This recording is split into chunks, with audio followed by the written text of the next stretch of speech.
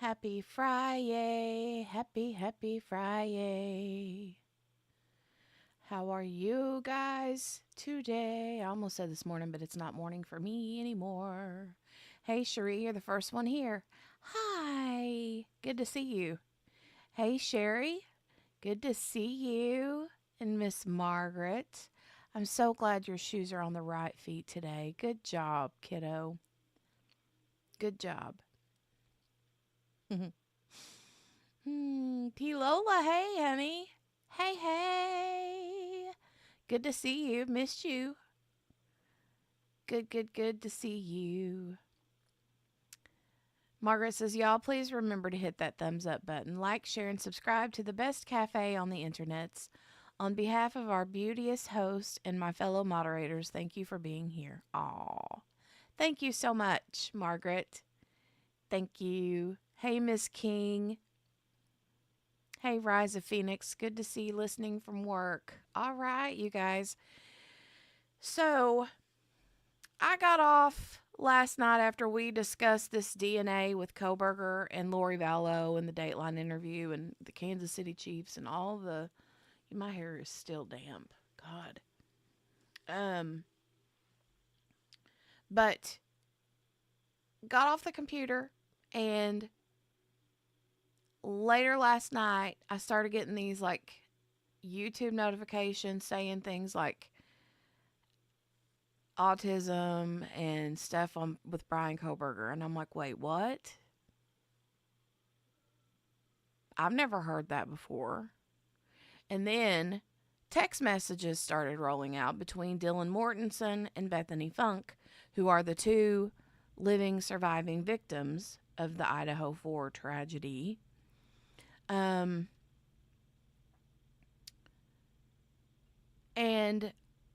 I'm just like, wait, this is a lot of information. So I was excited because I remember thinking, they're going to come out with some information. Usually more starts rolling out, right? Anytime you get a little nugget, then more starts coming out. So here we go. Here we go now. Thank you guys for joining me. I appreciate it. And like Margaret said, please hit that thumbs up button. I would appreciate it. If you guys are not already planning to watch the Dateline special tonight of Lori Vallow, I'll be watching it. Oh, yes, I will. I will be watching. Sherry says, I think you're right, P. Lola's mom. So, I have thoughts about that. I have thoughts. And we'll talk about it. There was an article that I found on CNN, and I'm going to share this real quick because it kind of goes over in a short snap a lot of the things that were brought out with this unsealed document dump. Let me share my screen with you guys. And we will begin. Now, first, let me make sure that you guys can see what I'm sharing. And it apparently appears that you can't. StreamYard better get it together because I'm not playing. I pay. I don't use the free version. I use the expensive paid version of StreamYard every month. Now, it better act like it's got some sense. There. I figured it out. But no, it's going to have to straighten up. I ain't putting up with that. Okay, so new details about Idaho student killing suspect BRYAN KOHBERGER revealed in unsealed court filing. All right. So, there's his picture. It says website. A recently unsealed defense motion in the capital murder case against Bryan Kohberger offers the most detailed picture of the suspect's personality to emerge since his arrest in the brutal killings of 4 University of Idaho students. Attorneys for Kohberger claim in the motion the 30-year-old has autism spectrum disorder, or ASD, and that was not the word I was looking for. Executing him would violate the Eighth Amendment's prohibition on cruel and unusual punishment.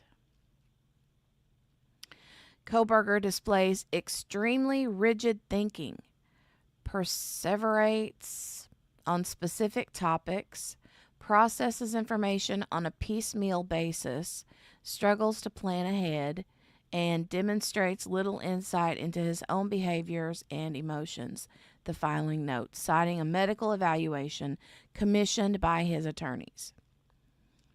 So basically, they've got an expert who tested him, and this expert says he has autism spectrum disorder.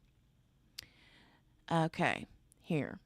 Due to his ASD, Mr. Kohberger simply cannot comport himself in a manner that aligns with societal expectations of normalcy. This creates an unconscionable risk that he will be executed because of his disability rather than his culpability, his attorney said. So now, what I have to say about that, when they say that he simply cannot comport himself in a manner that aligns with societal expectations of normalcy. Y'all, this man apparently doesn't do too awful bad considering his education level, what he did for a career before he was arrested and charged with these murders. So you tell me, I mean, socially awkward, yeah. He does seem socially awkward. And I'm not going to say that the man does not have autism. There was another piece that brought out earlier that I was reading, and I don't know if it's in the document or if it was something, I think it was something that the psychologist said when they tested him about how he washes his hands an excessive amount. And you guys remember how, he made his parents and an aunt or somebody like buy all new pots and pans because of his vegan lifestyle, and he didn't want to eat in anything that had any sort of meat in it.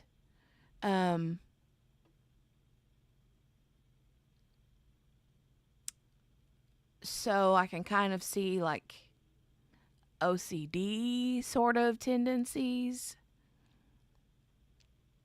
And let's also, I don't want to give the like perception that I believe that autistic people can't be super duper smart and have awesome, amazing careers, because they can and they do every single day, right? But this is not, I mean, I think Chad Daybell is loonier than this guy. Okay? I think he's way more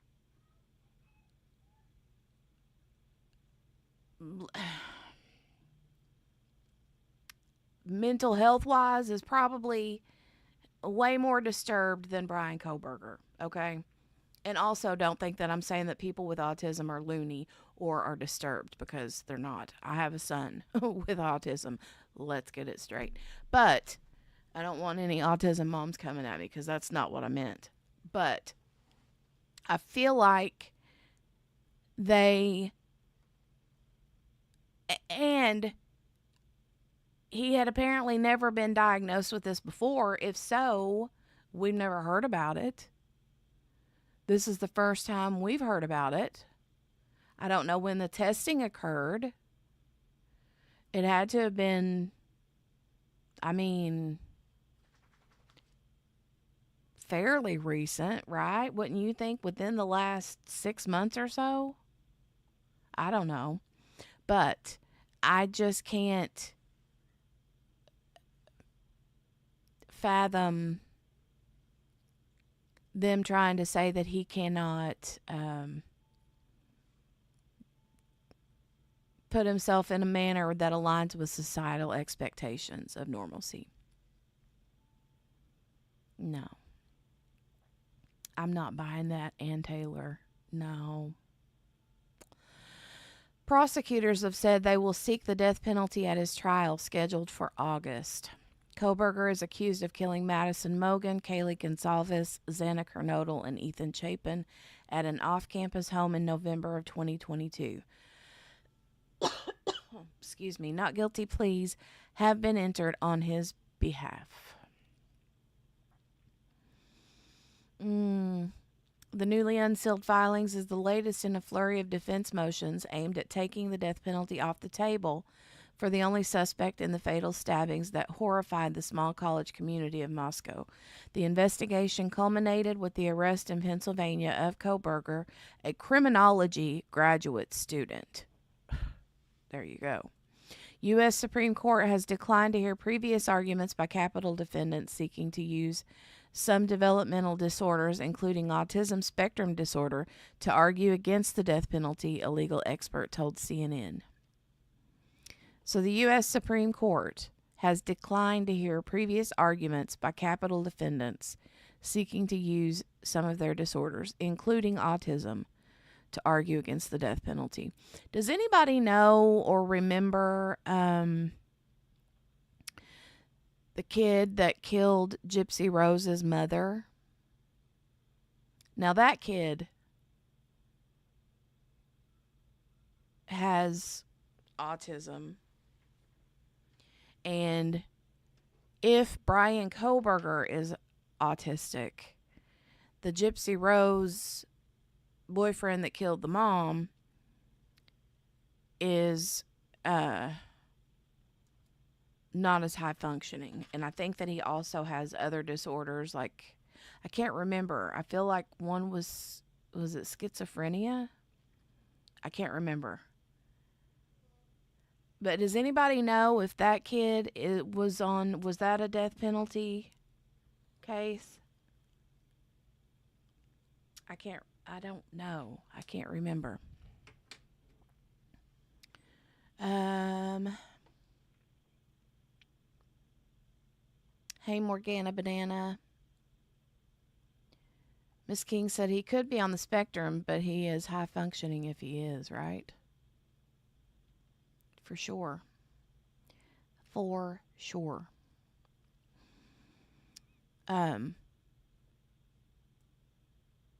Let me see what was next. Okay, now we're getting ready to get into some more of his symptoms. Okay.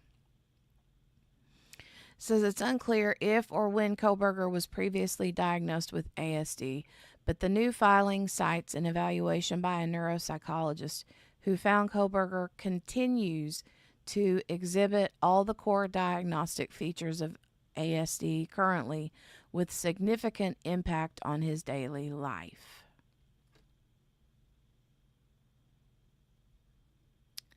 I just don't see that.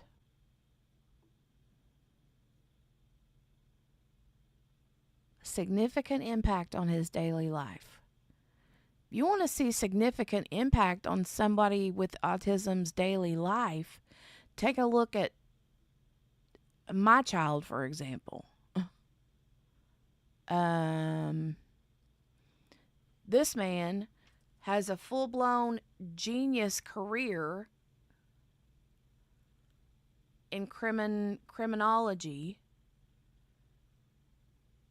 I mean,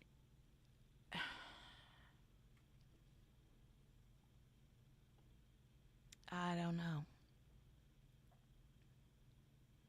The neuropsychologist hired by his defense wrote in her evaluation of Kohberger that he displayed deficits in social emotional reciprocity and impulsive tendencies, including compulsions around hand washing and other cleaning behaviors, the filing says. Notice it says, and other cleaning behaviors. Oh, like cleaning your car, like super duper clean, and throwing the trash away in your parents' neighbors' um, trash cans out at the roadside. That sort of cleaning behaviors. Mm, I don't think so. They just wanted to throw that little nugget in, I think. In the filing, attorneys for Kohberger describe him as a highly distractible man with an intense gaze who demonstrates little insight into his own behaviors and emotions, citing the medical evaluation performed by Dr. Rachel Orr. So that is the doctor. Dr. Rachel Orr is the one that was hired to do his evaluation. Previous Supreme Court rulings have determined youth and intellectual disability create an unacceptable risk of wrongful execution because they hamper the defendant's ability to present mitigation evidence, Kohberger's attorney said. Likening ASD to an intellectual disability, they argue such defendants are unable to make a persuasive showing of mitigation in the face of prosecutorial evidence.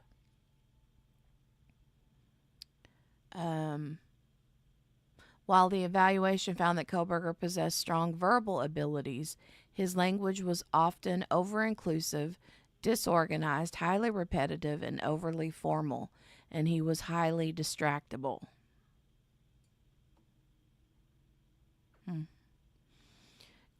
He's a graduate student at Washington State University's Department of Criminal Justice and Criminology, and had finished his first semester as a PhD student in the school's criminal justice program in 2023, December.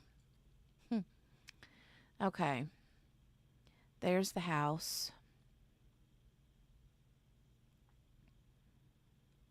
Okay, more into his autism stuff. What are you guys thinking? Like, do you see it? I mean, I'm not going to say that he's not, but also I don't know that I could say that it would veer the judge from taking the death penalty off the table.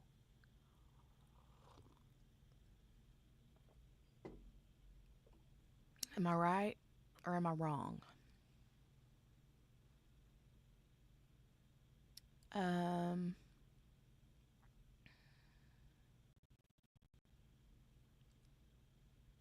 me see here.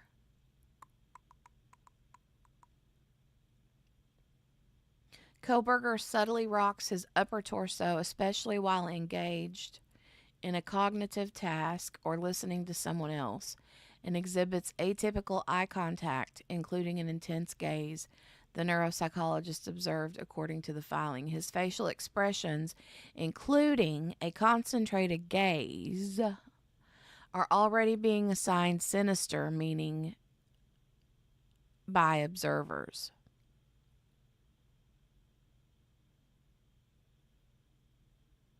Are already being assigned sinister meaning by observers. I mean, yeah. How many times have I said, ooh, look at his eyes, like,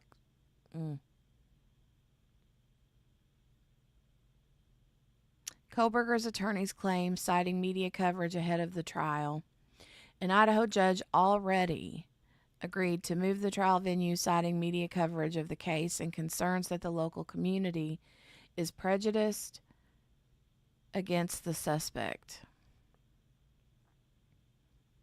A jury in this case will be emotionally overwhelmed by the factual allegations and simultaneously looking at a defendant who appears to be emotionally uninvested and unmoved, and who cannot persuasively testify in his own defense, amounting to an unconstitutional risk that Mr. Kohberger, on account of his disability, will be unreliably convicted and sentenced to death, the motion states. I think that if a jury finds him guilty and sentence him to death, um,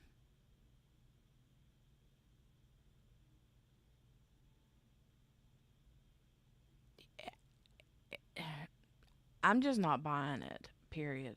I'm not buying it.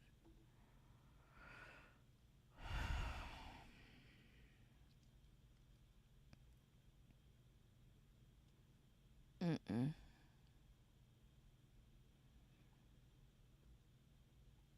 Right. How many people does that describe, Miss King?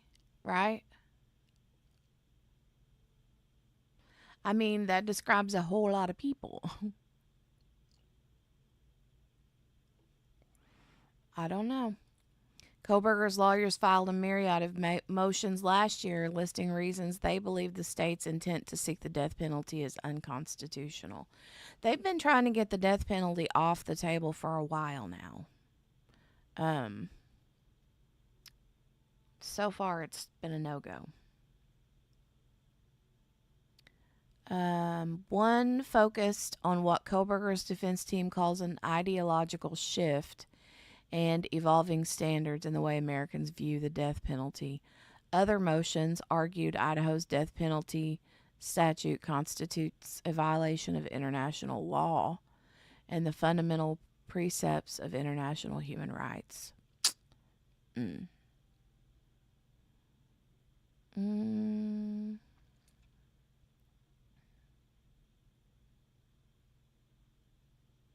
Motion filed last Monday. The defense again asked the DNA evidence in the case be kept from the jury.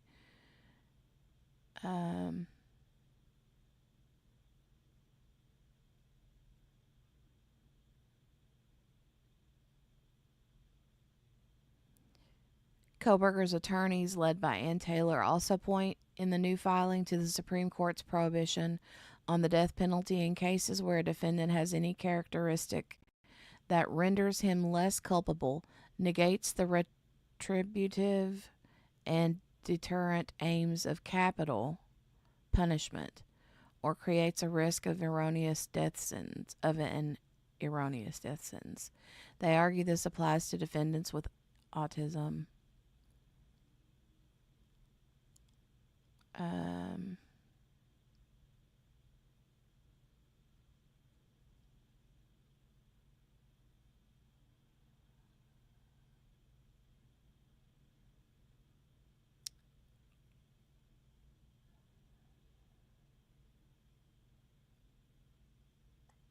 Sorry, I'm trying to skim through here.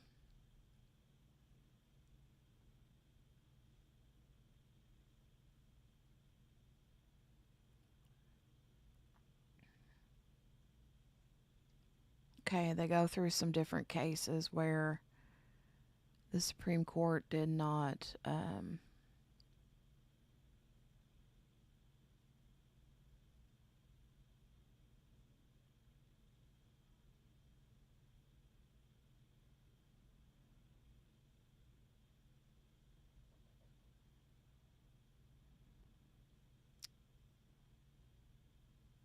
I don't know. I don't know. Part of the problem in death cases, especially with their allegations about an intellectual disability, is to distinguish a claim that the defendant is not responsible from a claim that while the defendant is responsible, the conditions under which they acted should mitigate the punishment.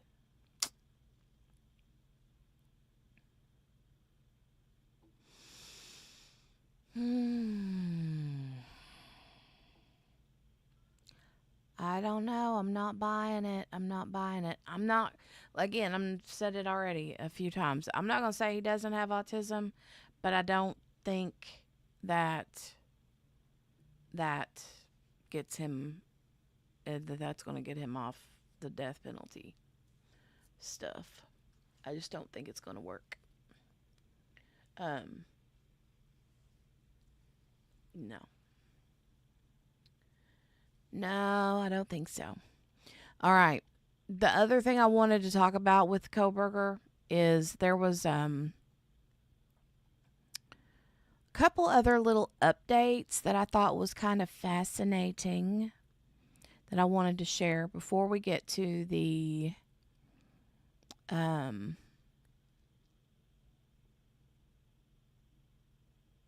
before we get to, let me share this tab, the text messages. I found this little nugget here.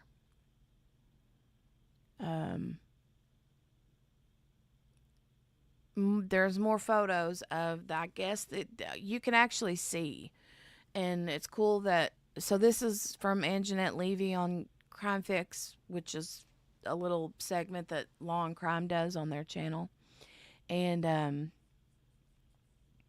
she mentions this like not surveillance, but like a Ring doorbell footage that catches the car driving by at 3:56 a.m.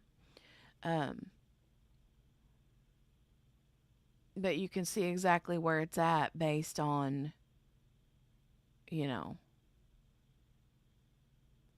it's creepy, creepy, creepy. Miss King says, I just think it's so amusing she fought hard to get the trial moved, and the new judge is not able to be walked all over like Judge was. She should have left it where it was. This judge does not. This judge don't play. I like that. You agree, Cherie? So I'm going to watch just a... I'm not quite sure how to help you with that. I didn't ask you, Alexa. Gosh. Mind your business, Alexa. I'm not quite sure how to help you with that. Attitude. All right, so I'm going to hit the play button on this. We're not going to play the whole thing. I just kind of wanted to hit some of the key points in this. Make sure the volume don't bust y'all's eardrums out. Plus 3 sources of DNA. The real story is exculpatory to Mr. Kohberger. He was not stationary around that house. He was never at that house. He did go to Moscow. BRYAN KOHBERGER's attorneys are gearing up for trial as they try to keep testimony about a white car near the murder scene out of trial. Plus 3 sources of DNA found under Maddie Mogen's fingernails. Was any of it BRYAN KOHBERGER's? And what does Kohberger's defense say his autism means about him? TV. Have a lot to talk about today. We're learning a lot about some of the evidence that BRYAN KOHBERGER doesn't want the jury to hear or see in his trial later this year. Some of it has to do with testimony about DNA found under the fingernails of victim Maddie Mogen. There was DNA from 3 sources. That's what we're learning. Was BRYAN KOHBERGER's DNA found under the fingernails of Maddie Mogen's left hand? So that's just basically going over what we talked about yesterday with the 3 sources. They say that they're inconclusive or whatever. So it could be that one of the 3 sources is her own DNA and the other 2 are unknown. Or it could be that all 3 are unknown. They haven't been real specific about that. But I don't know. They're trying their best to keep this out. And the state tested it to find out. And the defense is taking issue with some of the testimony that might relate to that from a DNA analyst. We'll have more on that shortly. We're also seeing new photos of a white car caught on video by a home security camera system in the early morning hours of November 13th, 2022, the morning of the murders. That car is driving on King Road toward the house where Maddie Mogen, Kaylee Gonsalves, Ethan Chapin, and Xana Kernodle were stabbed to death in the early morning hours of November 13th, 2022. Kohberger says he did not kill the 4 students, but prosecutors say that white car... Okay, so that's the Elantra, allegedly. It's a white car. that's there at 3:56 a.m. But look, because Anjanette Levy, she points out something here in a second. Um, and then I was like, oh, yeah, I didn't notice that. Hold on. That you're looking at is Bryan Kohberger's white Hyundai Elantra. Kohberger's attorneys are saying, not so fast on that testimony from the FBI. I'll explain why. And there's more. The defense also doesn't want Judge Hippler to let one of the surviving roommates testify about that man she saw walking through the King Road house, having bushy eyebrows. I also told you last week that Kohberger's defense is asking Judge Hippler to strike the death penalty, citing autism spectrum disorder. Now we're learning more about what they're claiming about Bryan Kohberger, and I'm not sure that some of it is actually helpful to him. So let's start with that DNA from Maddie Mogan's fingernails. All right, I'm going to skip past the DNA part because it's just not, we pretty much already talked about that yesterday, and I don't want to rehash it all over again.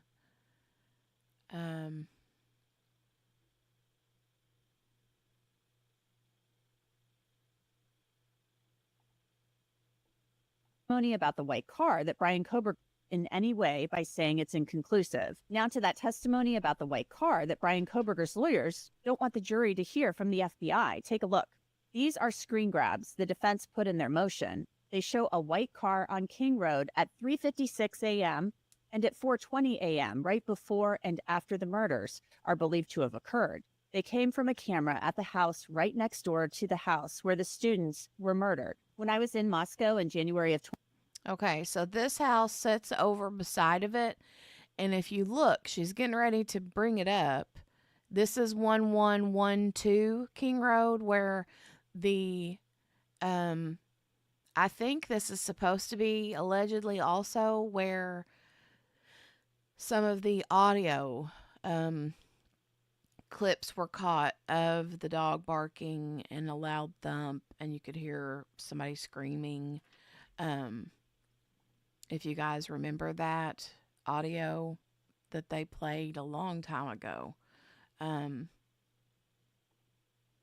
But if you look up here on the porch, you can see right here, there's like 1, 2, 3, 4 little pumpkins, like little teeny tiny pumpkins, right? Sitting on there on the porch railing. And then when you look at the actual surveillance that they captured, you can see it, you know, there as well. So 2023, we actually saw that camera. We shot video of it. You can even see the pumpkins on the railing of the house that you see in one of the black and white surveillance camera screen grabs. Bryan Kohberger doesn't want an FBI agent testifying at trial that that white car was a white Hyundai Elantra. Why? Well, his lawyers say the FBI agent didn't ID the car from that video. Ann Taylor talked about the video that was used to ID the white Hyundai Elantra at a hearing in January. The way it's laid out would cause one to think that the vehicle's identified on the camera near the house, and that's not so. It's not identifiable. The state's expert said it's not identifiable from that particular video. It's piecing together the other videos that they come up with something. What's the evidence that law enforcement relied on the Ridge Road footage to identify the vehicle? What did they rely on? I love that the judge does not just take what she says and like, oh, okay. You know, I love that he challenges her on everything. What's the evidence that they relied on Ridge Road, which you say doesn't show anything? What's the evidence they relied on that to ID the vehicle? They relied on the Ridge Road camera, and you can see that in the emails from IMO and the other law enforcement officers when they say they have Paradise Creek Road, and then they say we finally got a good one, and it produced to us is the 1125 Ridge Road footage and photograph, and that's the only one that you can make a positive ID on the car. The world can be a really unpredictable and scary place.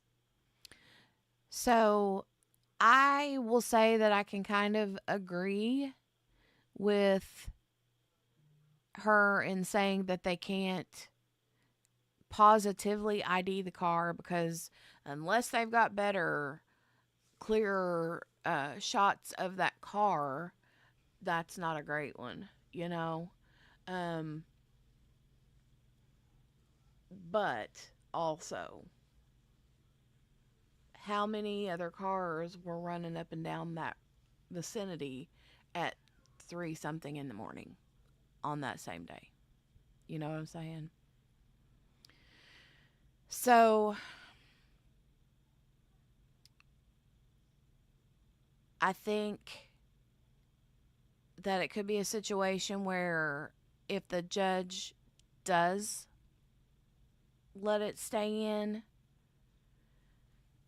he's going to have to tell the jury, you know, you use what you see and as face value. You know what I'm saying? A lot of times whenever they'll show video and photos and somebody on the stand tries to explain what's in the photo or the video, the judge is always like, the video speaks for itself. That photo speaks for itself. So, I think a jury could easily say, yeah, I mean, that don't prove that it's his car. You know, you can't really tell. But also, does it make sense that it would be? Yeah. So having a great lawyer really Oh, this is an advertisement. Hold on, let me scooch past that. All right.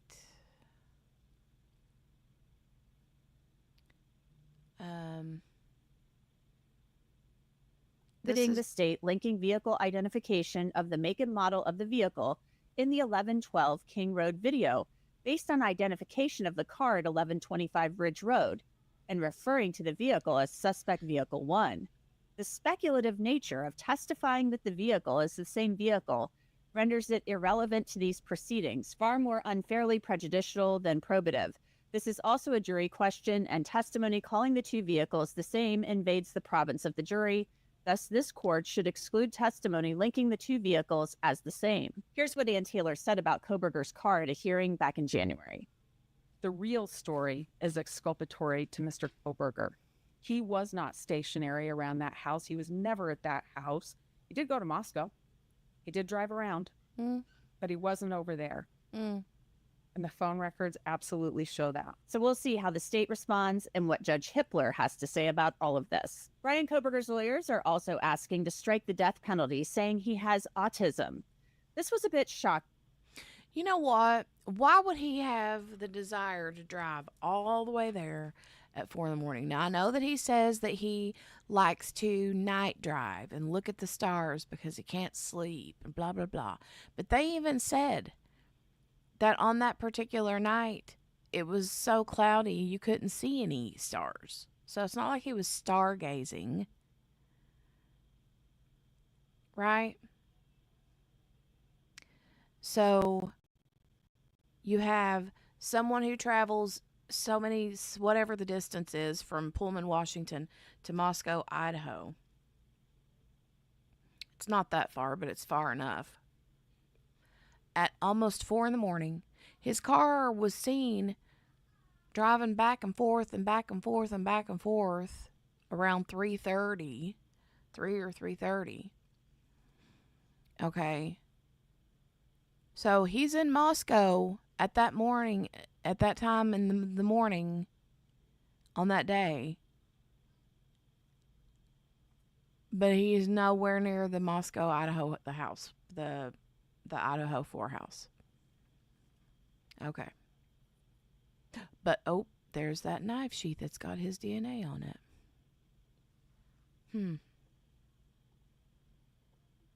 Does anybody in the chat, I'm going to be honest, and I want to know if there's anybody in the chat that thinks that he's innocent or thinks that he's not the only one that did the thing.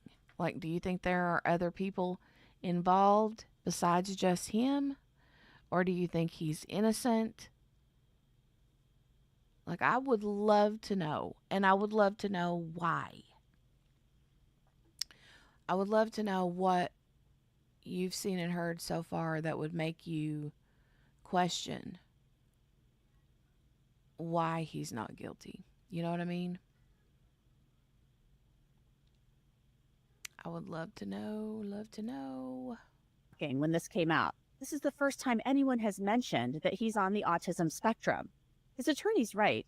Mr. Kohberger's autism spectrum disorder reduces his culpability, negates the retributive and deterrent purposes of capital punishment, and exposes him to the unacceptable risk that he will be wrongfully convicted and sentenced to death. So basically, the defense is saying making BRYAN KOHBERGER eligible for the death penalty would violate his rights. And if you ever thought you might see BRYAN KOHBERGER testify, doesn't sound like that's going to happen. The defense writes, a defendant like Mr. Kohberger is just as likely. Yeah, I forgot she talks about this part here where she goes over what we read a while ago about how he's I don't think I saw this part. A defendant like Mr. Kohberger is just as likely as someone with intellectual disability to make a poor witness.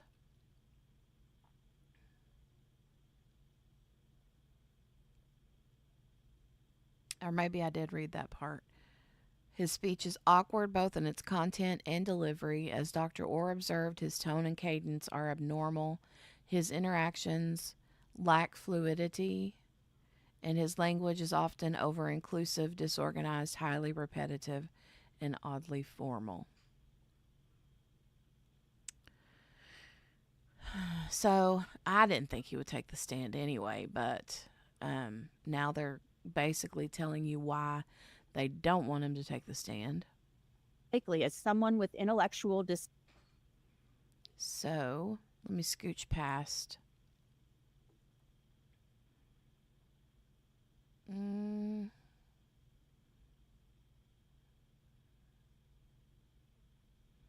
Seemed like there was something else I was gonna. I guess not. There is.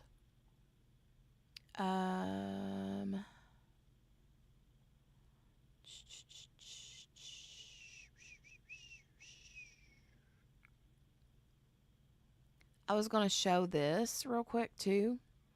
Let me share this real quick. Hold on a second.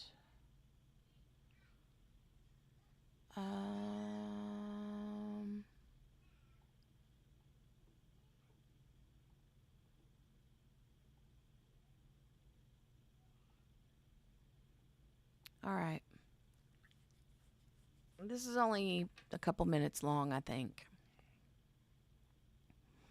And it's going to go through some of the text messages that were between Dylan and Bethany, the two living victims. And I'm just not sure what to make of it. I don't know what to make of it. I really don't. Okay, here we go. One is answering. I'm freaking out. Those are the words coming from newly released text messages and also 911 calls in the case against BRYAN KOHBERGER, the man accused of murdering 4 Idaho college students. Let me make sure you guys can see that. Can you guys see what's playing right now?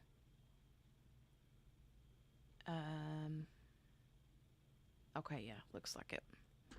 I have to look on my phone to make sure that StreamYard's acting right. All right. These new details are coming from the 2 surviving roommates from that horrific night. Prosecutors are now asking the court to allow these messages to be used as evidence in court. Kohberger is set to go to trial in August. This week, another twist, his attorneys have asked for new DNA evidence to be thrown out. Since November of 2022, we've known there were 2 surviving roommates, but we really didn't know what they said, what they knew, what they did. And now we've got a glimpse of that. Timeline is so important here. And so she's going to go, this gal right here is going to go through the timeline, like piece by piece. And I appreciated that she did that because it was like a good little quick refresher. You know, it's been a while. Like when this case first came out, like I listened to and watched everything I could get my hands on, right? And then it's like it kind of went psh for a little bit. Nobody was talking about it anymore. I mean, occasionally you would hear things or see things, but not very often, right? Um, and so when she brought up the timeline and the different times, I was like, oh yeah, oh yeah. So, and to think that he did this in or under 20 minutes blows my mind. And everybody, let's start with 4 a.m. to 4:25 a.m. That's when law enforcement believes the murders occurred. 4 a.m. to 4:25 a.m. All right. First timeline at 4:04, there was a white Elantra that was driving in front of the house. It actually started about 3:30 in the morning, going back and forth, but it was very apparent at 4:04. At 4:12, there was a DoorDash delivery. Xana Kernodle had ordered some food. She answered the door. She got her food. She went into her bed. Okay, so 4:04, you see the car. 4:12, the DoorDash shows up. Now, I'm not even going to lie. I thought for the longest time that he may have been the DoorDasher, right? Or that he somehow hacked into her phone or something or other and like ordered it, and it was like a surprise order. But then again, you know, these are college kids. They were out and about partying all night, celebrating different things. And you know how it is after you've had a night out from all the partying and carrying on, right? You get home, you're getting ready to go to sleep, and you're like, I would love some like cheese fries right now. You know what I mean? So I don't think that it's out of the ordinary for them to order DoorDash at that time of the day, night, morning, whatever. But I would love to see the evidence that talks about her doing that. But then also, you know, another little nugget in the timeline is the like literally seconds or minutes before all of that happened with Ethan and Xana, she was literally just on TikTok, you know? Bedroom, it's believed she was very much awake, eating her food. At 4:17, there was a security camera about 50 feet away from the house that they all lived in. And that security camera had audio. So it picked up, first of all, a whimpering, a thud, and then a dog barking. And Kaylee had a dog. Then at 4:22 to 4:24, there were texts back and forth with the surviving roommates that were alive. They were in their separate bedrooms on the first floor. No one is really answering. I'm really confused. Xana was wearing black. Okay, you guys. Now, these are the text messages that came out between the two roommates, Bethany and Dylan, okay? And these are the ones that nobody has seen until these came out with that unsealed document. So these are pretty, this is crazy, these text messages. And I would love to know what you guys think of it or make of it. But here I want to look at this timeline one more time really good. I'm going to take me off of the... let me see. How do I do that? Hold on a minute. I want to make this a full screen. Can you guys still hear me if I make that a full screen? Let me know if you can still hear me. Because my picture was covering it up, and if I don't want to move my picture around, because if I do that, then I'm afraid it'll make the video not play. Okay, thank you, Morgana. So here again, 4:04 a.m., surveillance camera catches the white Hyundai Elantra. At 4:12, which is 8 minutes later, the DoorDash arrives for Xana Kernodle. 4:17, which is 5 minutes later, 5 minutes later, after the DoorDash arrives, a security camera across the street or next to them catches a whimper, a thud, and barking. And then literally 5 minutes after that, the two roommates begin to exchange text messages. And the texts to Kaylee Gonzalez go unanswered. And then 6 hours later, the surviving roommates text the victims, "Are you up?" And then right around noon at 11:58 p.m. a.m., that's when the 911 call is placed. So it's like there's just minutes in between, like literally that. It's almost as if BRYAN KOHBERGER, or allegedly Brian, or whoever the murderer is, literally waited for that DoorDash to leave. But here's the thing. Here's something that I would like to know, okay? Hold on. My mouse keeps trying to stick. What is wrong with you? Quit it. Act like you got some sense. What is it with all my stuff messing up? My StreamYard and now my mouse? Jeez Louise. Hold on. How do I put me back up? Exit full screen. Okay. There. Okay. So, my question is, say you're the perpetrator, okay? Let's just say, for instance, you are driving that Hyundai Elantra, right? And you park back there up the hill, back behind the house where he allegedly parked. And you see a car pull up, right? Or does he even see the car pull up? Because the car, the DoorDasher pulls up to the front of the house, and according to the directions that whoever left said, leave it at the back door, right? So that person allegedly, from what I've read or seen or heard, walks around to the back of the house to the sliding door and drops the food off, and then they go back and leave.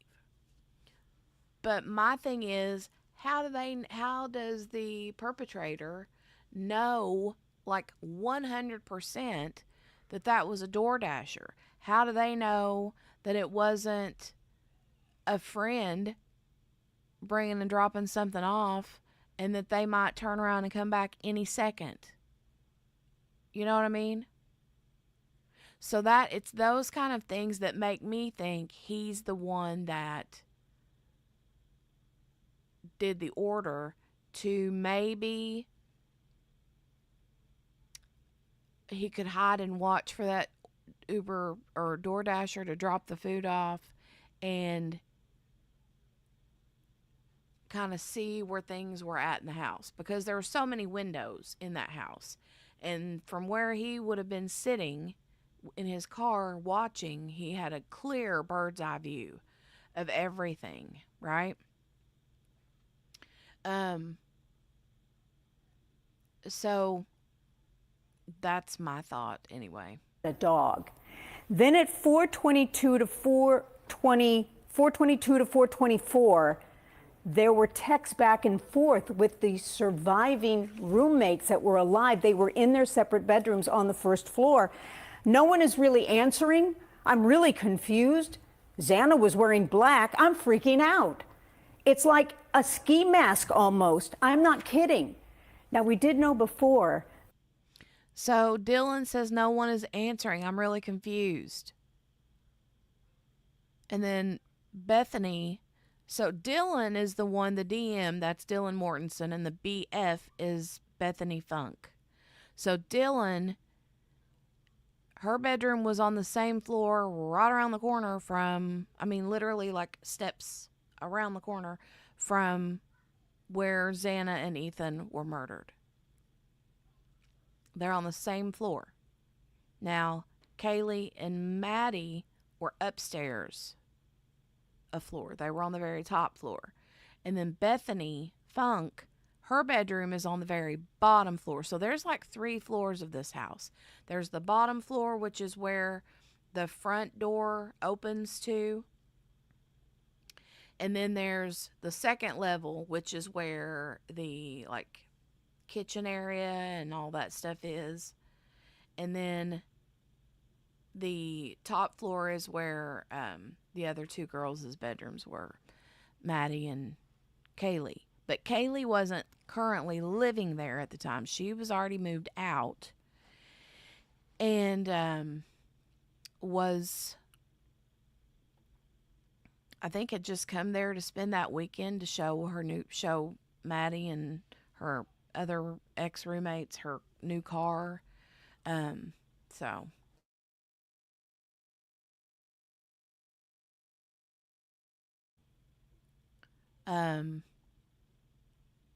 but Dylan says no one is answering. I'm really confused. And there's another, I've got a image I can show in a minute that shows the actual times that these texts are written. And Bethany says, yeah, dude, WTF. Xana was wearing all black. And so when she says that, I don't know if she's asking a question or what the text messages were before what's shown. Because what would make Bethany say Xana was wearing all black, whether it's a sentence or a question? What made her say that? Did she see something? Or did Dylan say something before that? Because then she says, I'm freaking out. No, it's like a ski mask almost. So, I don't know. But That one of the roommates said she opened her bedroom door, saw a man all in black with a mask covering his nose, bushy eyebrows, 5'10", not muscular, but a little athletic. That's probably what they're referring to right there. And then finally, at 10:45 a.m., they text Kaylee and Maddie Mogan, where are you? Call us back. And finally, 7 hours later, at 11:58, almost noon, they call 911 and they say that they have an unconscious person. It's Xana Kernodle, and that's when law enforcement got there. okay, so I also want to say there was a lot of chit chat throughout the last several months, year or longer, when we were all told about the fact that during the 911 call, there was supposedly someone that said that someone had was unconscious. They had passed out. And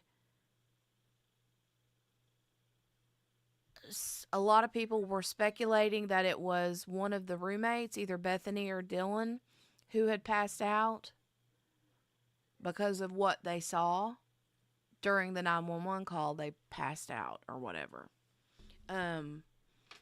But according to this document, that's not what, that's not at all what they meant. They were talking about Xana. Let me find what I'm looking for. I had another article pulled up and now I don't see it. Let me go find it. Bryan Brian.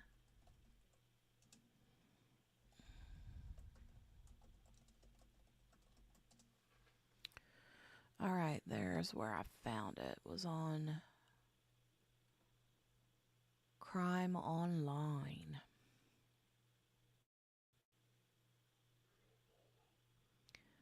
All right, now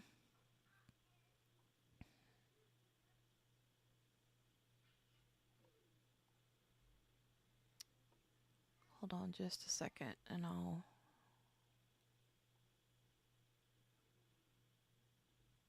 share this real quick.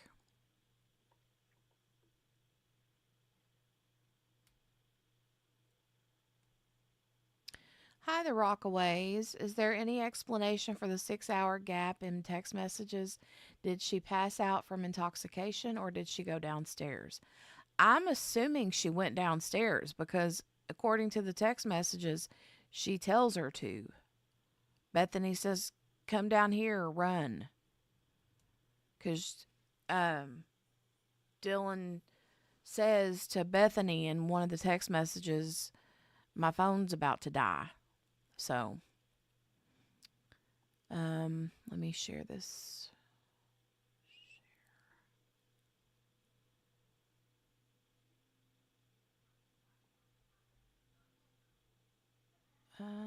Right. They would have been able to communicate in person, right?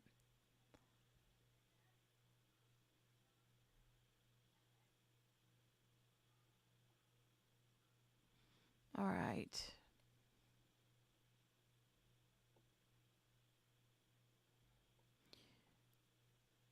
Okay. So here's this document. There's a bunch of a few of them, not all of them I didn't see on here, but this one is about the text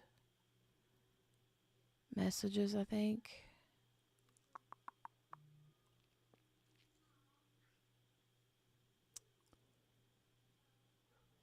Let me read through this real quick. Yeah. Text messages and testimony. Redacted states motion in limine.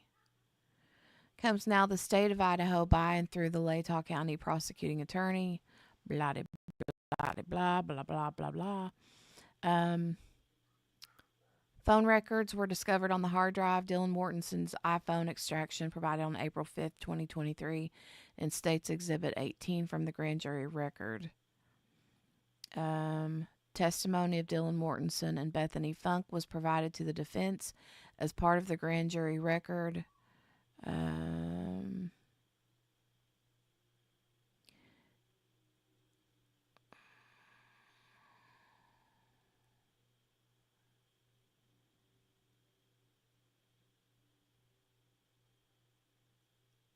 Well, I'm trying to get through all of the legal jargon and get to the regular stuff.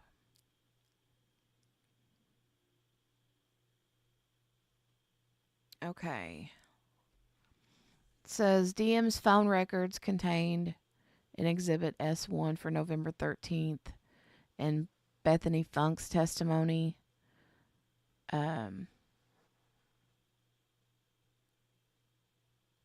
In the case at bar starting on November 13th at 2:10:29.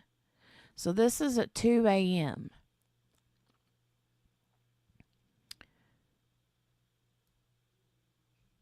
Dylan Mortenson sends a text message to E.G., the Uber driver, to inquire if he is driving. The state submits this text message exchange is not hearsay because it will not be offered for the truth of the matter. Instead, it would be offered to show a timeline for the night. Dylan Mortenson was awake, texting at 2:10. Dylan attempts to call from 4:19 to 4:21 a.m. Dylan attempts to call Bethany, Xana, Kaylee, and Madison. All calls were unanswered. The records of these calls are not hearsay, as they each do not meet the definition of a statement.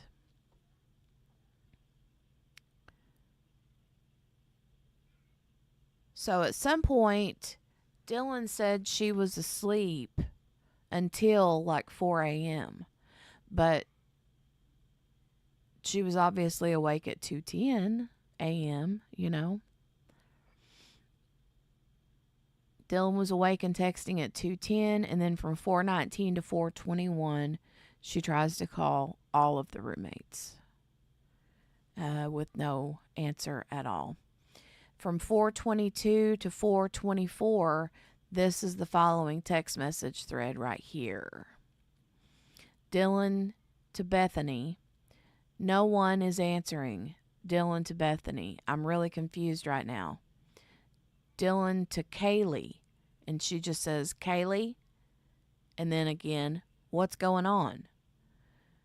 And then Bethany to Dylan says, yeah, dude, WTF. Bethany to Dylan, Xana was wearing all black. And then Dylan to Bethany, I'm freaking out right now.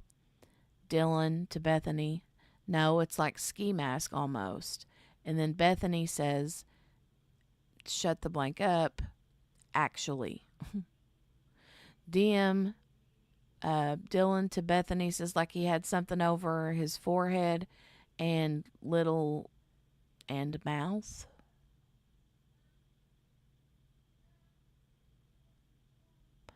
Or maybe she's trying to say like he had something over his forehead and nose and mouth. Dylan to Bethany, I'm not kidding, I'm so freaked out. And then Bethany says, so am I. Dylan says, my phone is going to die. Blank. Bethany says, come to my room. And then she says, run down here. Again, Bethany is on the very bottom floor.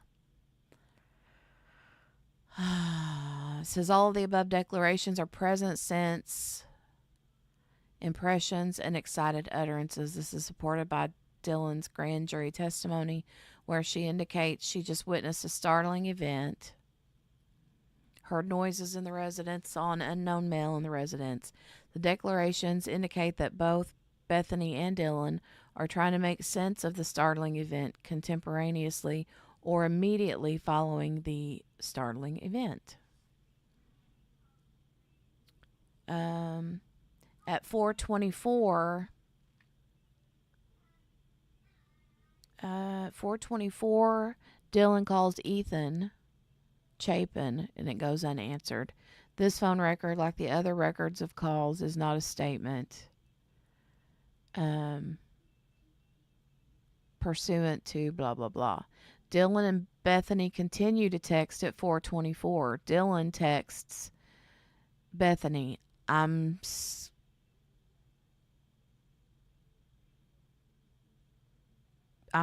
it's either I'm screwed though or I'm scared though.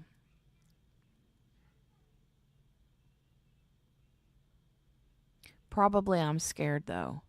And then Bethany responds at 4:25 saying, yeah, I know, but it's better than being alone. Again, both statements are admissible as present sense impressions and excited utterances as they're describing an event or their state of mind and their spontaneous reactions to that event rather than the result of reflective thought. At 4:27, Dylan calls Kaylee, unanswered, and then at 4:28, Dylan calls Xana, it goes unanswered. At 4:32, Dylan sends a text message to Kaylee stating, please answer.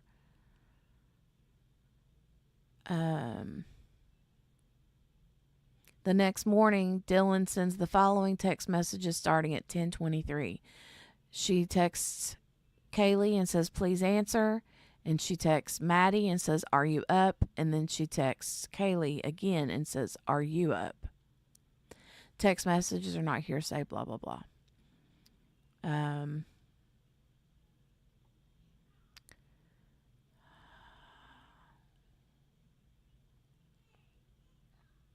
Says these text messages are not hearsay because they'll not be introduced for the truth of the matter.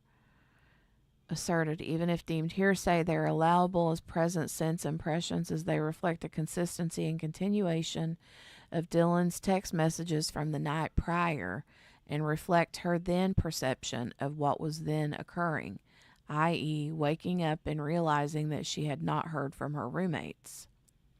At 11:39 a.m., Dylan has a text exchange with her father, BM, who is Dylan's dad. I can't remember his name. These statements are not hearsay, blah, blah, blah.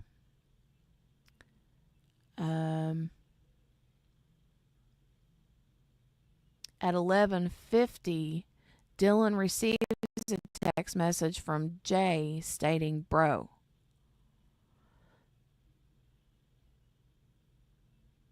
At 11:50, Dylan calls EA.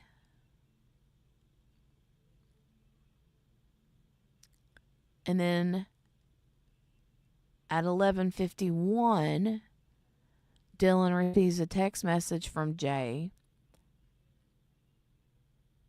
and a vandal alert 104.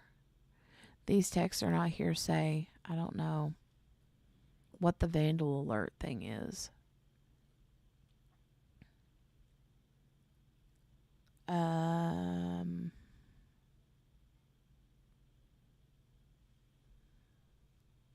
Dylan and Bethany's testimony. It says the state anticipates that both Dylan and Bethany will testify at trial. The state intends to ask each witness about statements made to them on November 13th, 2022. This testimony should substantively replicate the testimony they provided at the grand jury proceedings. The state submits the statements from both Dylan and Bethany to each other are allowable hearsay because they are present sense impressions and or excited utterances. Previous adjudication, Judge John Judge has previously ruled that the text messages and statements of Dylan and Bethany are present sense impressions and excited utterances, holding both the text messages and the testimony of Bethany as to what Dylan told her were admissible as exceptions to the hearsay rule. Okay.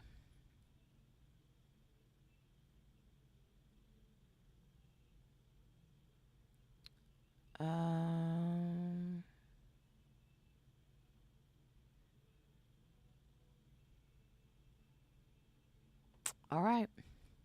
So there was that.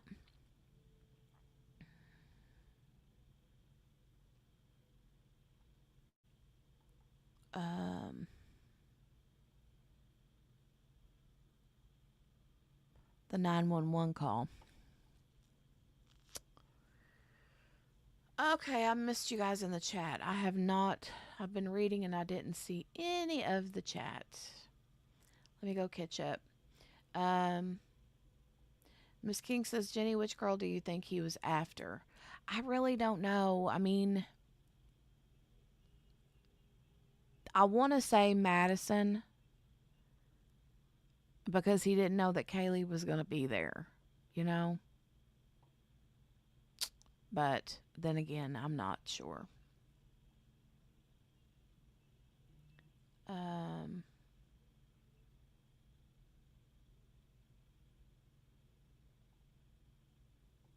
Where was the dog found? Bloody. Now, as far as I know, Patricia, they said, unless I'm mistaken, I think that it's been stated that there was nothing on the dog, that the dog was completely clean, and that it was in another room. But I'm not sure. Hey, Patricia, good to see you, girly. I know, a lot of crazy updates. But then they just go to sleep. They knew something horrible happened and went to sleep. I can't get past that. I can't either. I mean, you can't. I can't help but think that they heard And those murders could not have been quiet. There had to have been a lot of like rustling and moving, panting, screaming.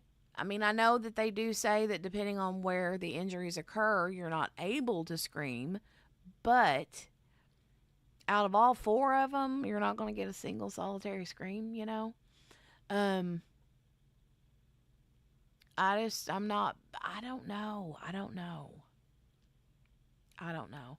I do know that Dylan says in some of her interview that has been found in some documents. I'm going to find it because Vinny reads it. Vinny Politan reads it. And he said that she had said at some point that she wasn't sure if what she was seeing was actually real or if it was a dream. And even when she woke up, she was like, what happened? Was that a dream? Did I dream that? But I don't know.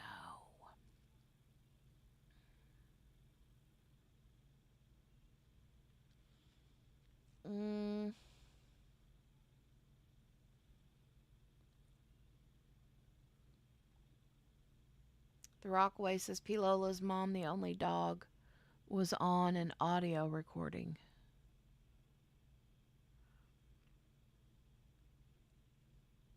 Well, I mean, the dog, Murphy, was in the house when it happened.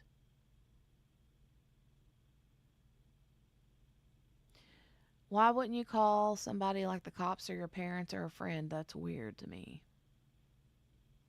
Yeah, she called her dad the next morning, but she probably called and was like, we're in a pickle. What do we do? And you're freaked out, but go on to sleep. Yeah, I know.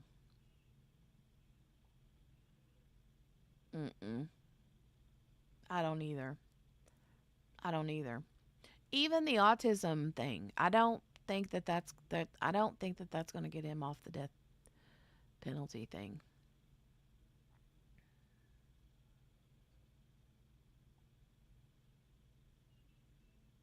I don't know, Morgana, unless she calls her dad because, you know, she probably wasn't expecting to walk upon what they walked upon when they got up that morning, and, you know. And then she's like, oh my God, what the crap? I kind of suspect that too, the Rockaways. Said I really think drugs were involved. They were probably high and worried about having police come. I kind of feel that way. Allegedly, I'll say that. But then again, I don't know. I don't know. Kayleen says Google says Vandal Alert is a University of Idaho alert system used to advise the students of an emergency. Okay. So, yeah, that would have been right then because it said like what 1:04 p.m. is when that came out. And that was because at first they didn't know what was going on. They didn't know that there wasn't some crazy person on the loose, you know.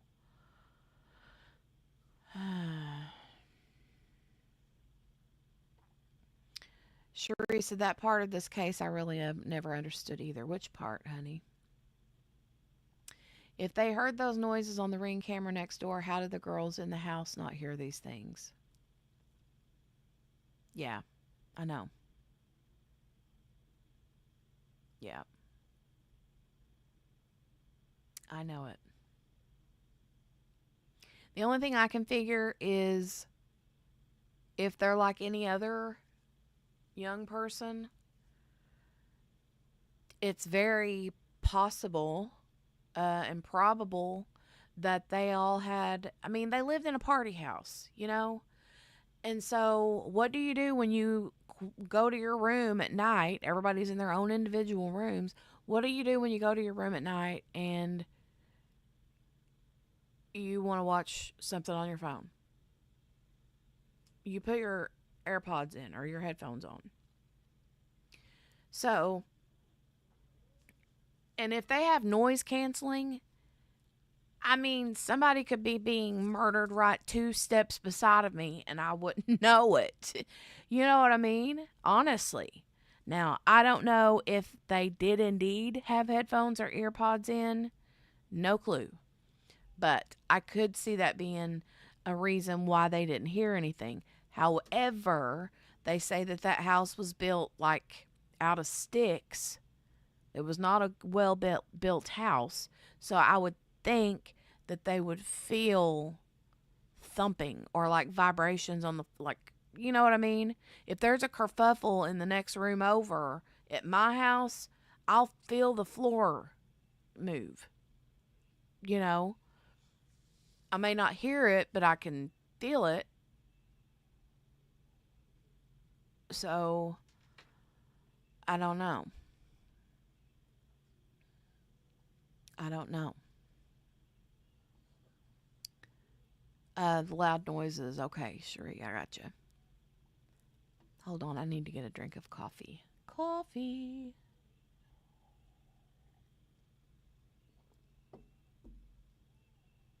All right.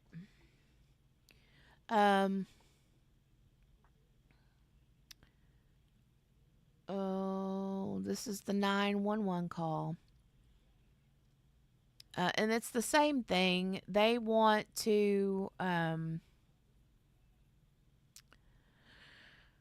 what was it? It says, comes now the state of Idaho by and through Latah County prosecuting attorney respectfully moves the court for an order in limine allowing the state to admit the recording and transcript of the 911 call on November 13th. The 911 recording was discovered as blah, blah, blah, Bates number, blah, blah, blah. So we don't get to hear it, but there is a transcript of it. And they're kind of going through the same thing about the hearsay issues, if it should or should not be used as evidence.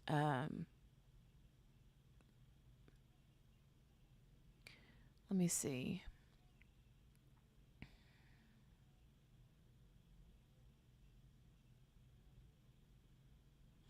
Here it says, in the case at bar, most of the declarations made were present sense impressions. HJ. I can't remember the guy's last name, but wasn't the HJ, isn't that is it Hunter? Somebody remind me. And who is EA again? So I know DM is Dylan, BF is Bethany.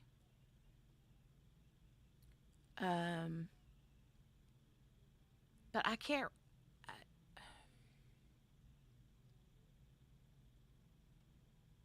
EA.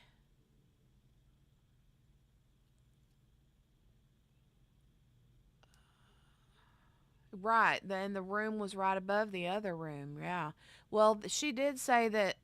Who was it? I think it was Dylan that said that she thought that they were playing with the dog upstairs because they heard a lot of, that's probably what she heard was what she thought was them playing with the dog upstairs was probably those two being murdered. Yeah.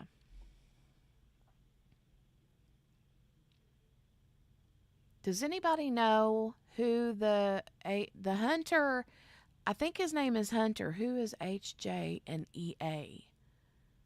Let me go see if I can look. Hold on.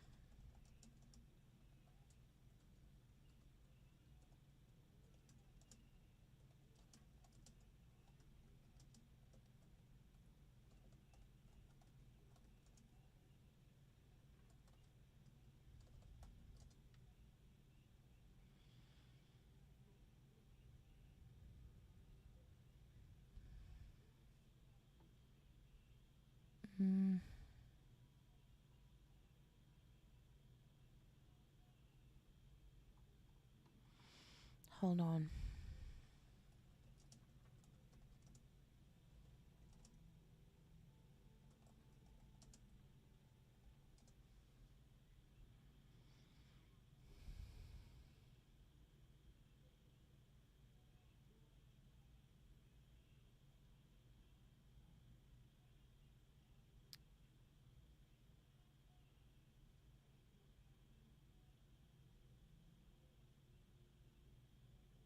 I'm not seeing the names.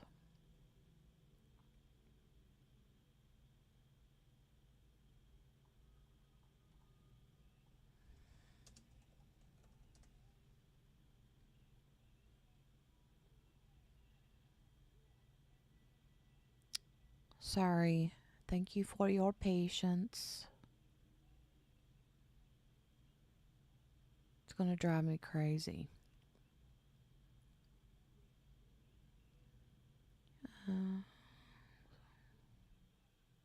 My head is spinning. Well, anyway, maybe I'll figure it out later. So let's get back to reading. Where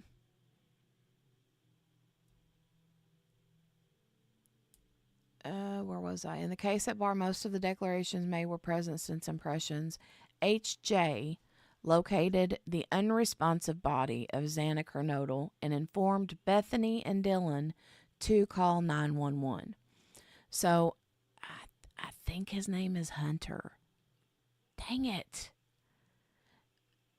And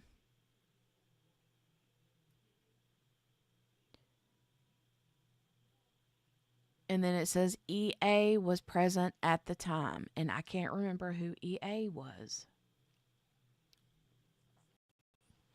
All declarants, and this is literally when they're all standing outside of the house. I think that they go outside and they're standing outside when they've called their friends. Remember, because it showed a while ago when we were reading that Dylan is messaging people and other people are like, bro, and this and that and blah, blah, blah. So by this time, word's getting around that something bad has occurred. And whoever HJ and EA are came to the house because they had gotten word from somebody that something was up. And they send HJ into the house. Okay? But it says all declarants personally perceived the event, i.e. Kernodle being unresponsive. So they all saw that and perceived, they thought that she was like passed out. The majority of the declarations were describing to dispatcher, the dispatcher's name was Carolina, what they were perceiving. Those statements relate to Kernodle being passed out and not waking up. The declarations were made immediately after HJ discovered Kernodle's body. And then also, that is weird to me because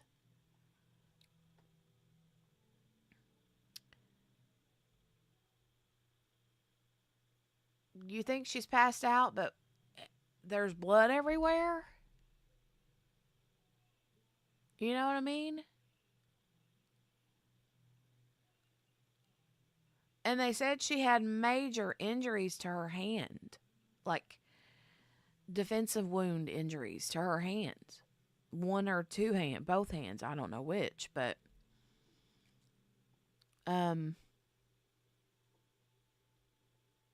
yeah. They thought that she was just passed out. Clearly, the statements of Bethany, Dylan, EA, and HJ, and the dispatcher all fall within the hearsay rule, exception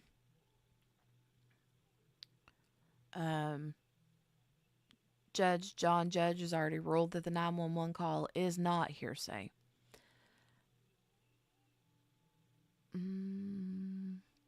Further, if the 911 call is hearsay, the exceptions for present sense impression, blah, blah, blah.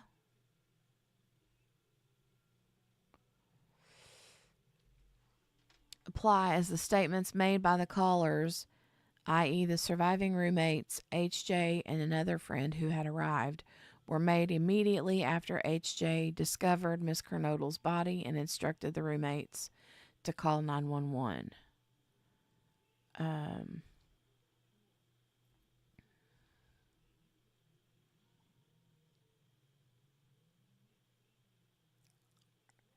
Regarding the emotion in the callers' voices, Judge further held that the evidence was relevant as to why law enforcement was sent to 1122 King Road on November 13th, 22, as opposed to just EMS when the call was for an unconscious individual.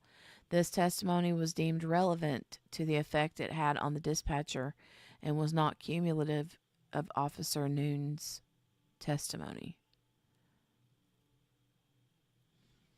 So it sounds like the things that they were hearing, and because there was apparently, according to the transcript, the dispatcher that's on the phone taking the 911 call speaks to like 2 or 3 different people. She's like, "Can you guys quit passing the phone around? You're confusing me." You'll hear that or see that here in just a minute. Okay. All right. Now, where is the actual 911 call? Here it is. Here's the transcript.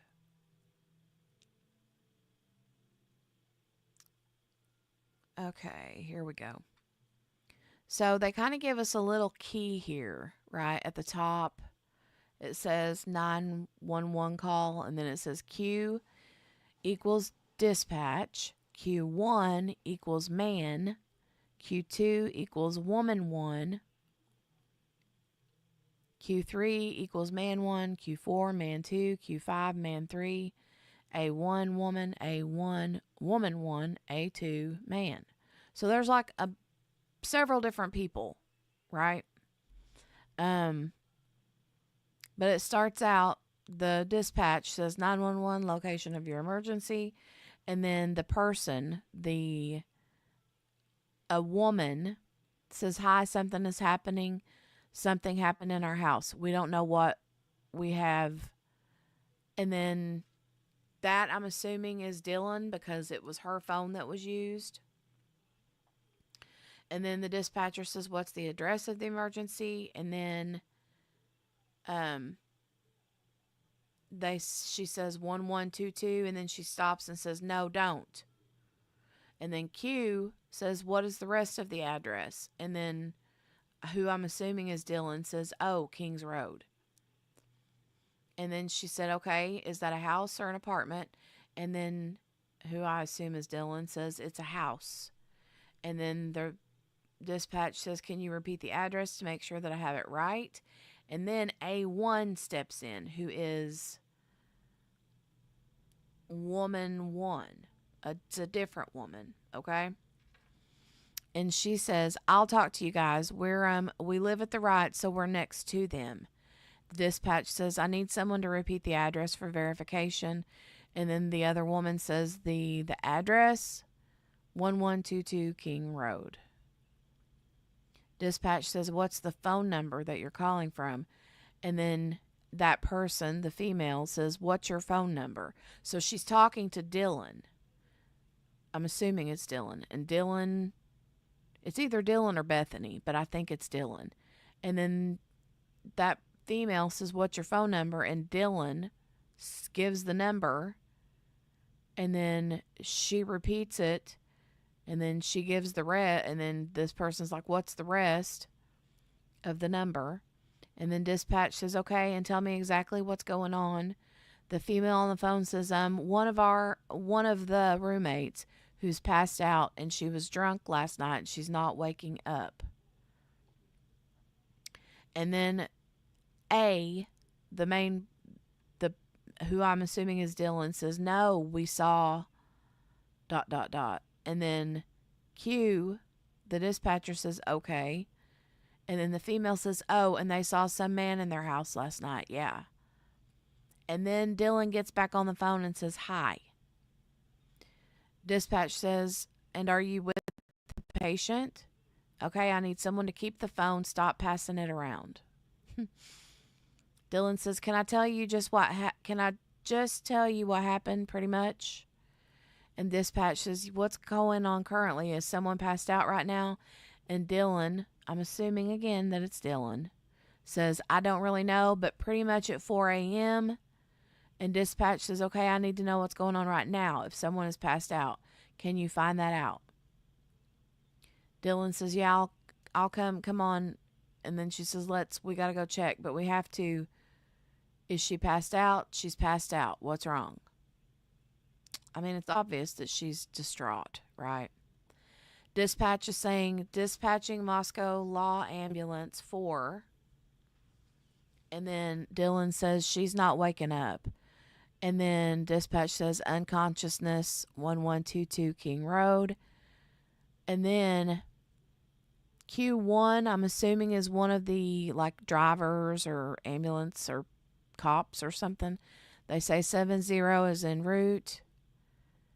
Dispatch says, okay, one moment, I'm getting help started that way. And then Dylan says, okay, maybe.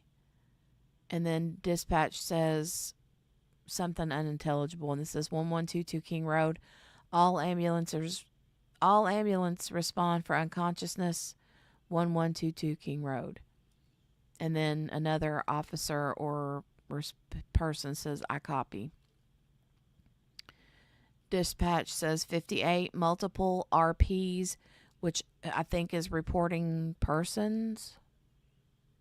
On the phone, advised saying the roommate on scene is passed out and not waking up. Believes she got drunk last night, and something about a male being in the room with them.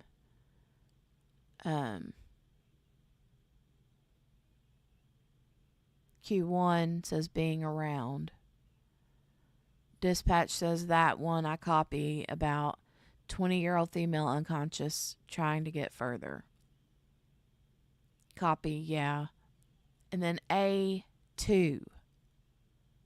A2, maybe that's the Evan. Maybe that's the E person. They say, yeah, it's Evan. In parentheses. I'm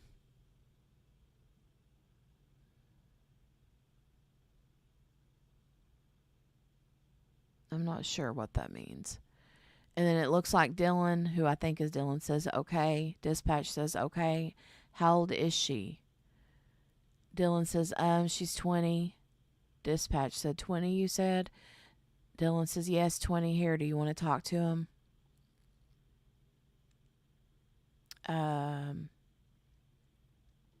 Dispatch says, okay. And then whoever the A2 person is says, hello. Dispatch says, okay, I need someone to stop passing the phone around because I've talked to 4 different people. A2 says, okay, sorry, they just gave me the phone. I mean, they're just passing the phone left and right. Dispatch says, is she breathing? A2 says, hello. Dispatch says, is she breathing? A2 says, no. Dispatch says, okay. Someone on the radio says, en route. Someone, whoever A2 is, says, Bethany or Dylan, I need you to talk to them, okay? I can't talk to them. I need you to talk to them. Dylan gets on the phone and says, okay, hello. Dispatch says, okay, I've already sent the ambulance and law enforcement. Stay on the line. She says, okay. And then dispatch says, if there's a defibrillator available, send someone to get it now and tell me when you have it. Units responding. RP's advising.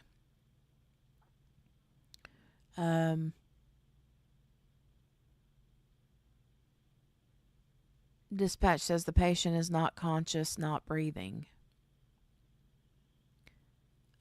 Dispatch says, okay, if there's a defibrillator available, send someone to get it now and tell me when you have it. Dylan says, we don't have one. Someone on the radio, I think is the Q1, says unconscious, not breathing. And then Dylan says, do you have a defibrillator? And then Q3, whoever that is, says, yep. Which is an officer. And then Dylan says, yes, we have one. And then dispatch says, but are you talking to the officer? And Dylan says, yes. So that's who Q3 is. So she's asking the officer if they have a defibrillator. Dispatch says, okay, I'm going to let you go since he's there with you and can help. Dylan says, okay, thank you, bye. Q4 says Moscow 46 out. Dispatch says copy. And then Q4 says 13, I think we have a homicide. Q5 says Moscow engine 20 is en route. 1370, 70, 107, I relayed it. And then that's it. So, well, that was exhausting, but yeah. Miss King says, but then she saw someone all dressed in black to where she is freaked out and can't get a hold of them and goes to sleep. Yeah, I know. That's weird, right? I heard they sent one person to take a ladder. Wait, I heard they sent one person to take a ladder to the window and look, and that is when they said she was passed out. Oh, it could have been. Could have been.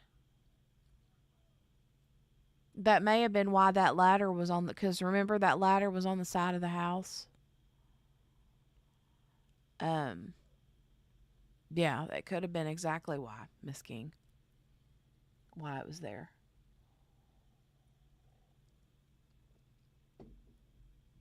Probably so.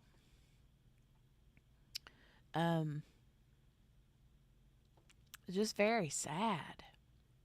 Very sad.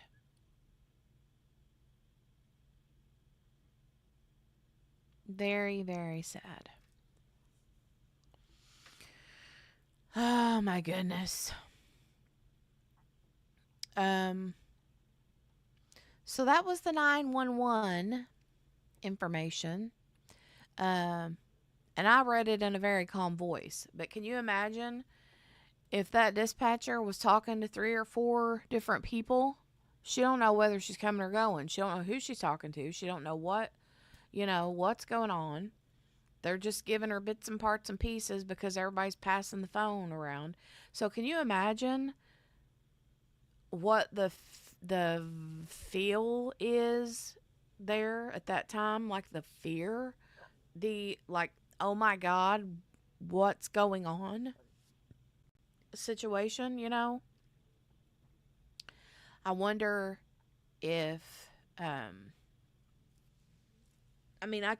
can say that I can see why they would have assumed that it was Bethany, or not Bethany, but Dylan, that had passed out because of what had occurred. But that's not what happened,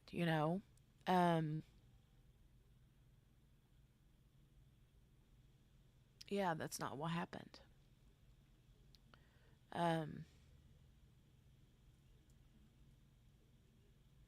They thought that poor little Xana was passed out. Awful. Awful. There are some more little nuggets in this. I'm going to share one more thing before we go.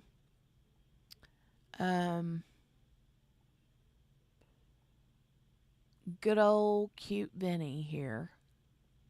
So, I think this might have been what we watched yesterday, the first half of it. And then I stopped and we didn't play the second half because I remember it was talking about how reliable is Dylan Mortenson's memory. And we didn't watch this part yesterday. We just watched the stuff about the DNA. But I would like to watch this portion because I feel like what I watched had some more really good little things about what Dylan had said during her interviews or something, about not remembering and then seeing a dream, and something to do with her have you guys heard anything about Dylan having like cork boards in her bedroom that were filled with images that she drew of people with eyes and eyebrows? Have you all heard that before?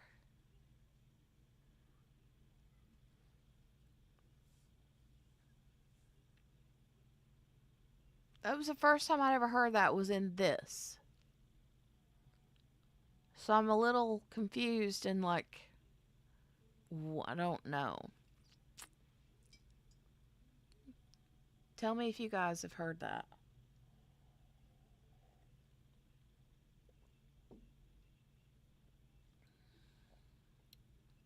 I'll wait on you.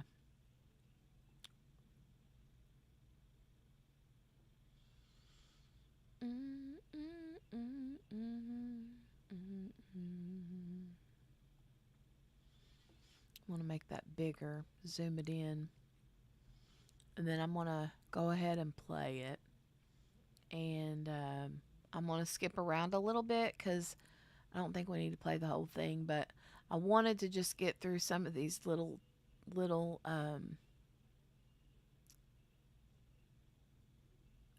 bullet points that he points out, you know. Detective, host of the Interview Room with Chris McDonough. It is Chris McDonough, and Idaho defense attorney who represented Chad Daybell, John Pryor, is with us as well. Let me ask you, John, first. Is it just me, or does he look 20 years younger right now? John Pryor, there to the right. Y'all, please, if you are members of this channel, please put your portal potties and your eggplants in the chat. I would love that. Good old John Pryor. But he looks 20 years younger. What happened to him? He looks so much different than he did during the trial. What in the world? Is it just me? Am I seeing things? Am I seeing things? I don't know. Anyway, he looks much younger. I don't know.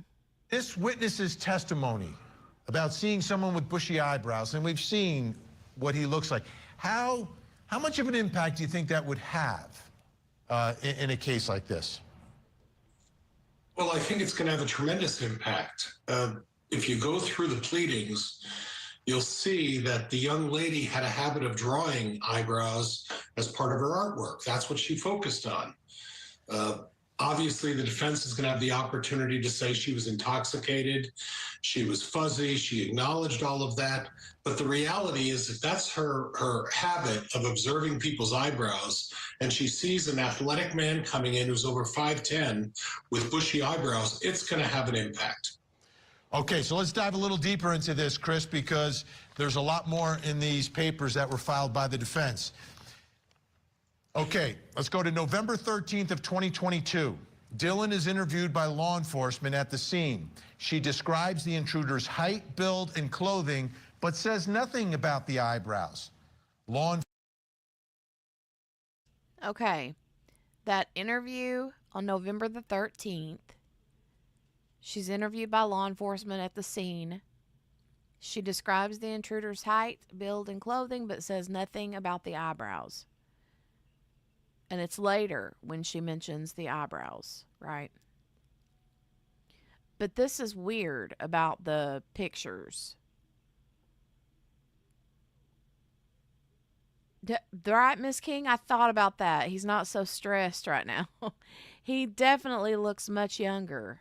Very weird. I'm like, did you have like Botox or something, dude? I don't know. Do men get Botox?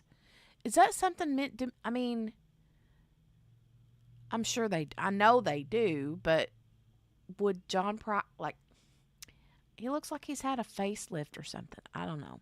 Anyway. Enforcement took pictures of Dylan's room.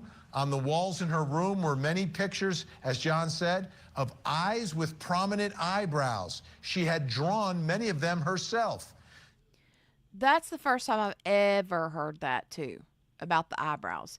So she apparently sketches, is a little bit of an artiste, and likes to sketch faces, predominantly eyes and eyebrows.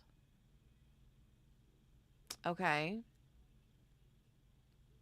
So, and then here it says some of the eyebrows in the pictures that she has drawn are heavy, voluminous, puffy, or perhaps subjectively bushy.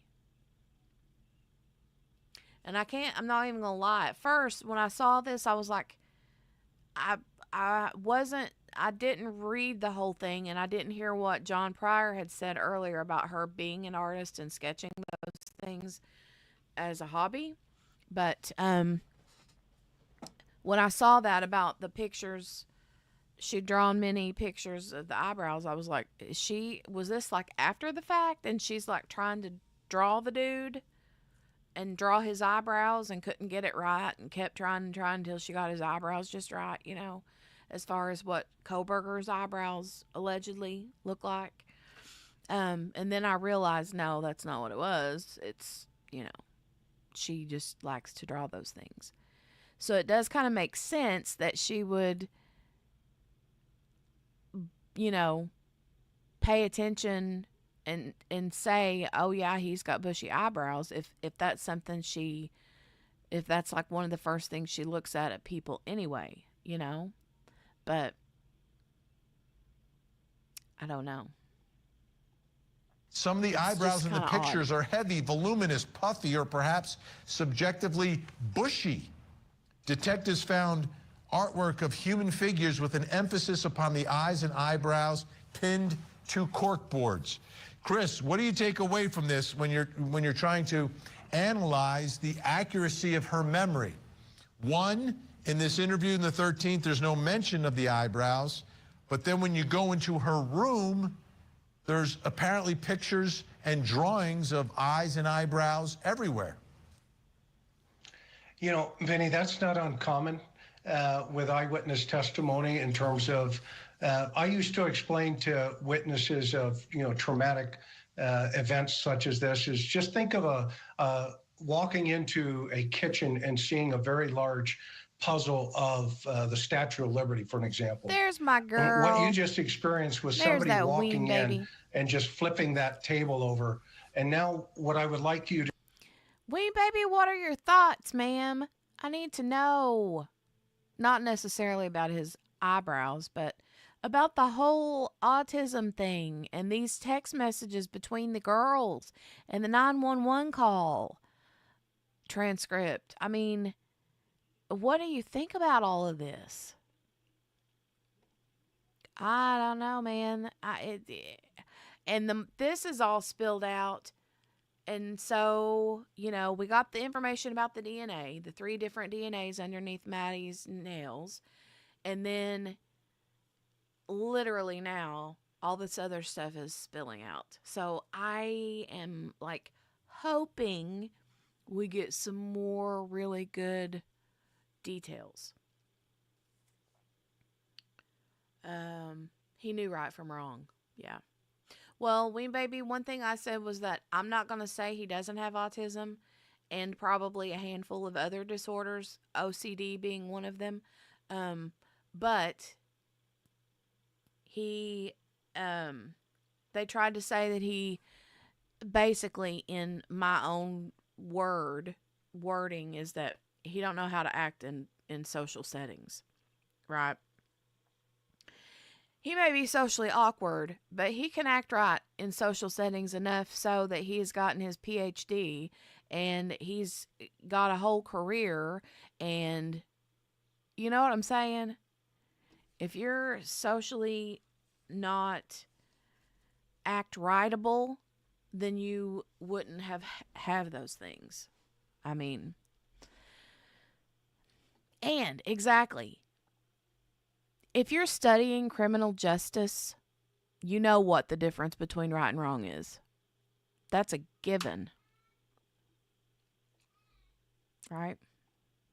To do in a narrative form is try to assemble those pieces one piece at a time. And so it's imperative upon investigators, and in this situation, this is not uncommon because, it's so subjective and at times it's going to be incomplete. You'll notice in the filing, this motion here, where we learned that she was intoxicated. She had a No, what they're trying to do is say that they're using the autism spectrum as a mitigating factor to keep him off of keep the death penalty off the table. Because they're saying if they go forward with the death penalty option, it would be violating his rights because of his intellectual disability.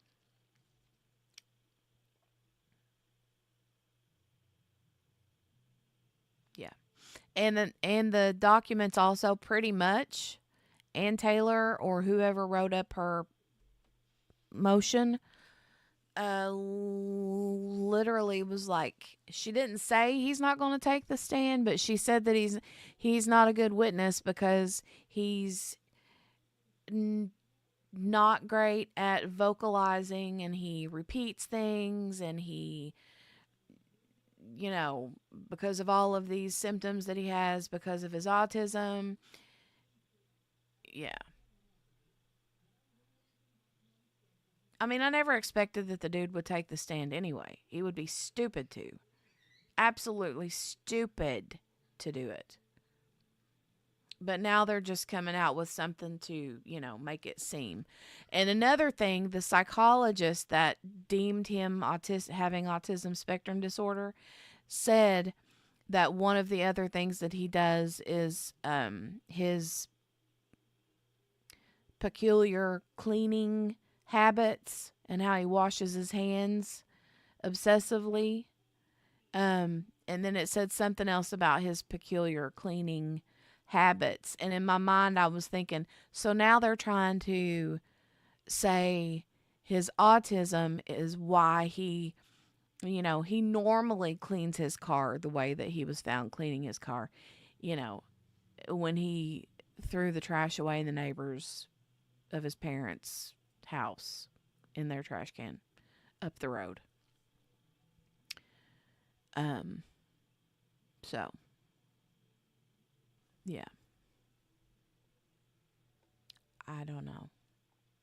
variety of type of feelings going on, and that she also remembered going down to the other roommate's room on the first floor, and she fell asleep for 8 hours. Hi, Megan. And that filled that piece of the puzzle in for the 911 call.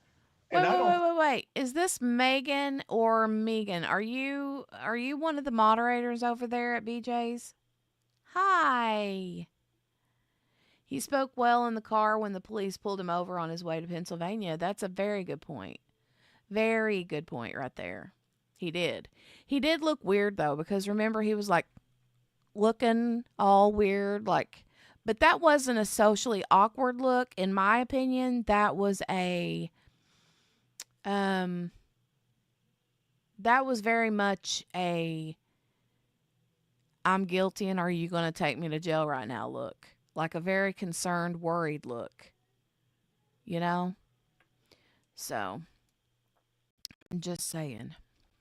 I think the investigators were expecting that during that interview. So, you know, that's the point here about subjectiveness in relationship to an eyewitness.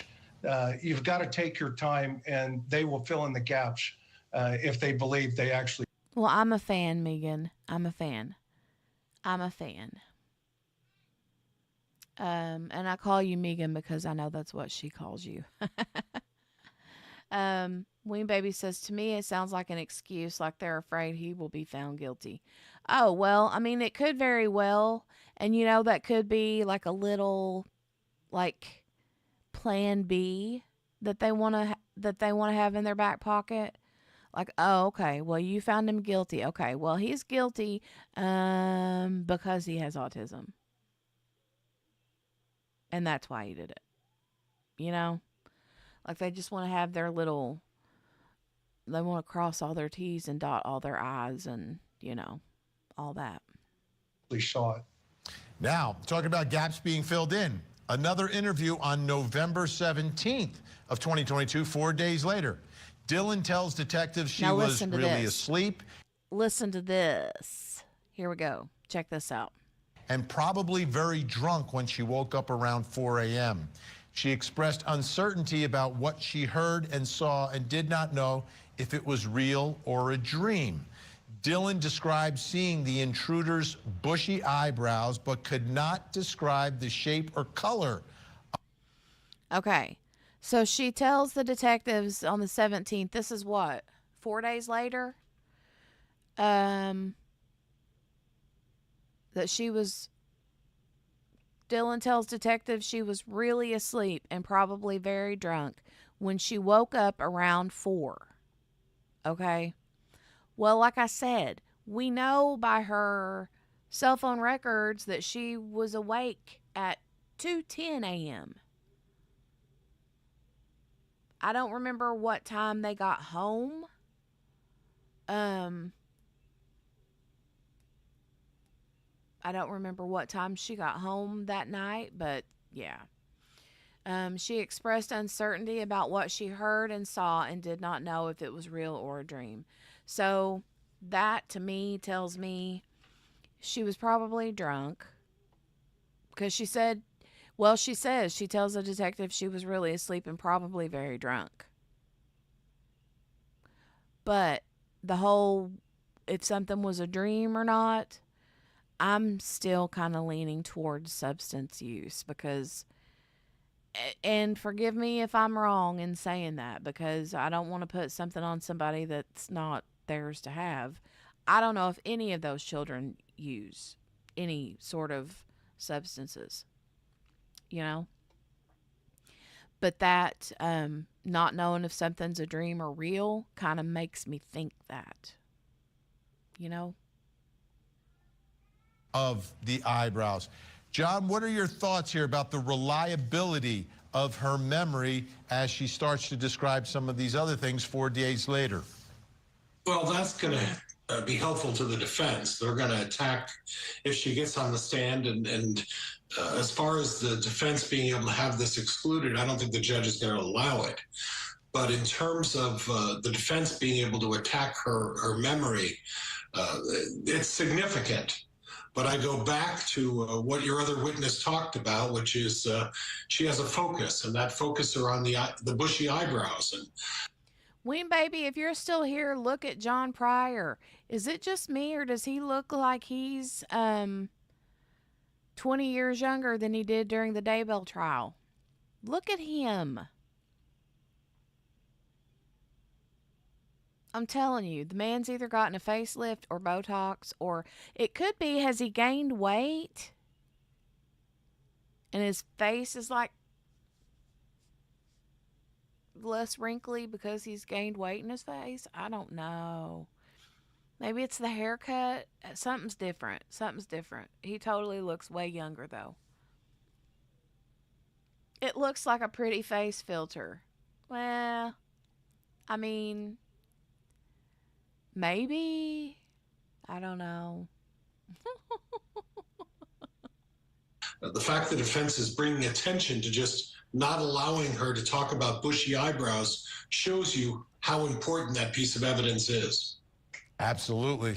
Absolutely. Okay, Chris, we're now moving forward to December 1st of 2022. Dylan tells detectives she did not see the intruder's eyes, but she saw one eyebrow or two, but it was just like this bushy eyebrow. I could just see like an eyebrow, this bushy eyebrow. She did not know what parts of her recollections were dreams and what parts were real. When she woke up that morning, she did not fully understand what was a dream or not. In this interview, she indicated that she thought that the person she saw was a fireman. Okay, I don't know what to make of that. I don't know what to make of the fireman thing. Can you guys help me with that? I have no idea. Because he's in all black. What fireman do you know comes into somebody's house looking like a full-blown ninja with the whole ski mask on? Why would she think that the person was a fireman? What? I'm so confused on what that even means.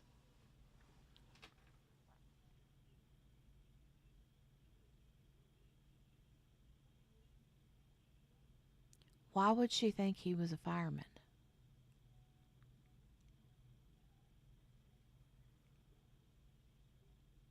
I don't know. It was Dylan, though, wasn't it, Dylan? It was Dylan who said she heard somebody say, "It's okay, I'm here to help you." So maybe in her stupor or slumber or whatever, she heard that and thought, "Oh, firemen help people." Maybe I don't know. I don't know.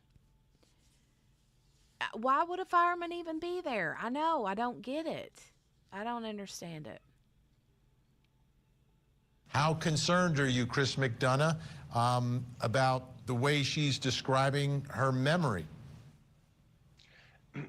You know, Vinny, I think John's accurate, and I agree with him that in this situation, obviously, there's a lot of stress on board.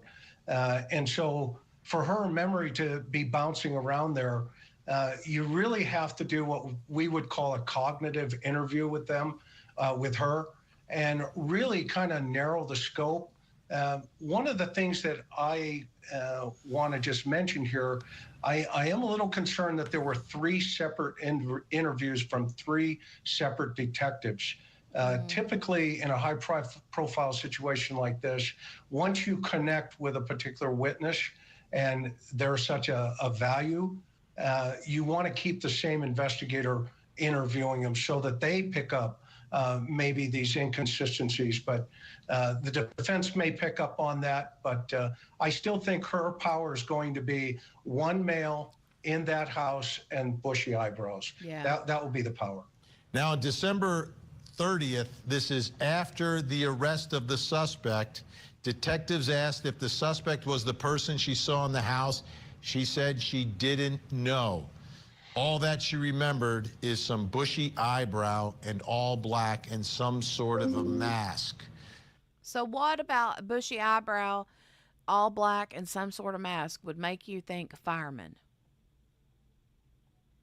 I have no idea what that means. John, what does your gut tell you about what happened, what she saw? Because she's saying fireman at one point. She's saying I'm drunk. She's saying I'm sleepy. She went to sleep afterwards. How trustworthy and how persuasive will her testimony be? And how much do you think it can be relied upon here? Well, I think, quite frankly, it's going to be pretty reliable. Laura. You have a young lady who has an emphasis, or at least has an attraction to eyebrows. She sees a guy who has that athletic build. She doesn't remember a lot of anything else because she was intoxicated. Well, that happens with witnesses sometimes.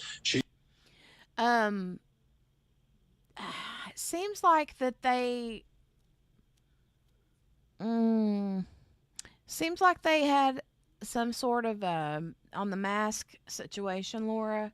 Seems like someone stated what kind of a mask it was, and they said that it was the kind that had the, like, you could see just the nose and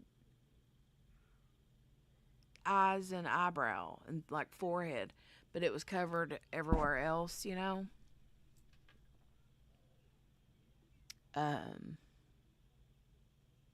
But yeah, that's what I think.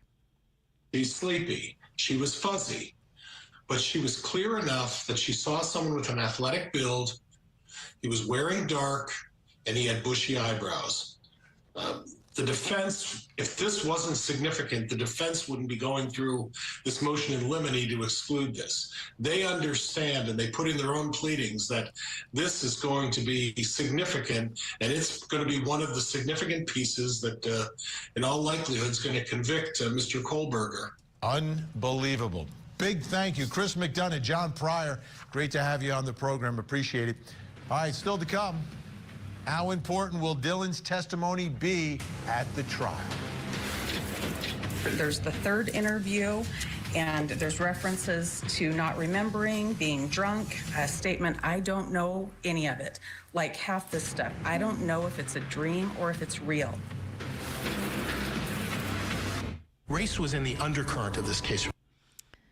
Yeah, I kind of see what you're saying about she said when baby said he's got work done, his face ain't even moving.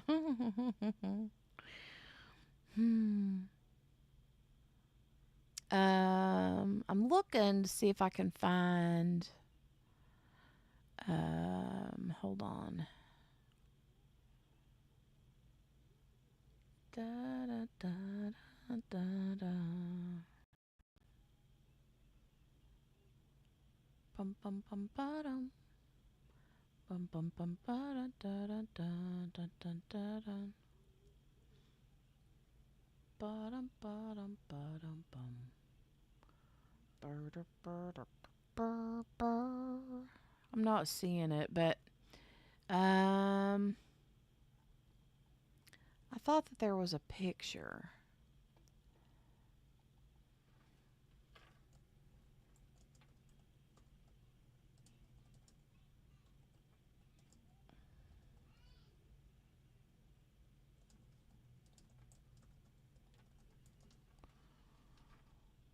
Bum bum bum bottom.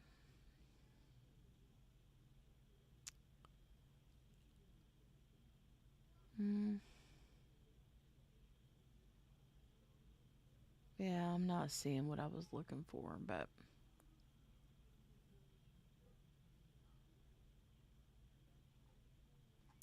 sorry, you guys. Hold on.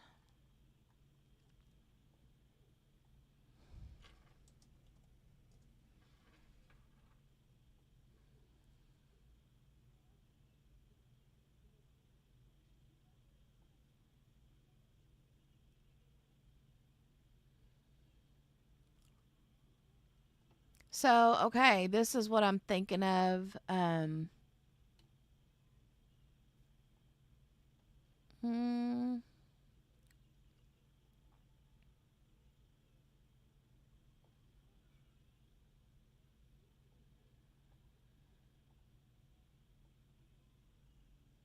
Hold on a second, you guys. This is kind of what I have in my brain, Laura. That kind of a mask. Something similar to that is what I think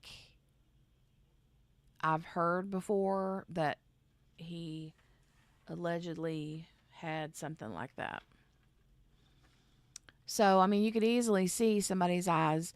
And she says in the one text message to Bethany, what was it? She said something like, I could see his nose, eyes and forehead, or something like that, eyebrows and forehead. So, yeah, that's something similar to that is what I'm assuming he had on. Yeah, you're welcome. You are absolutely welcome. Welcome, welcome, welcome. Let me go back to this. Okay, let's scooch past Mr. OJ.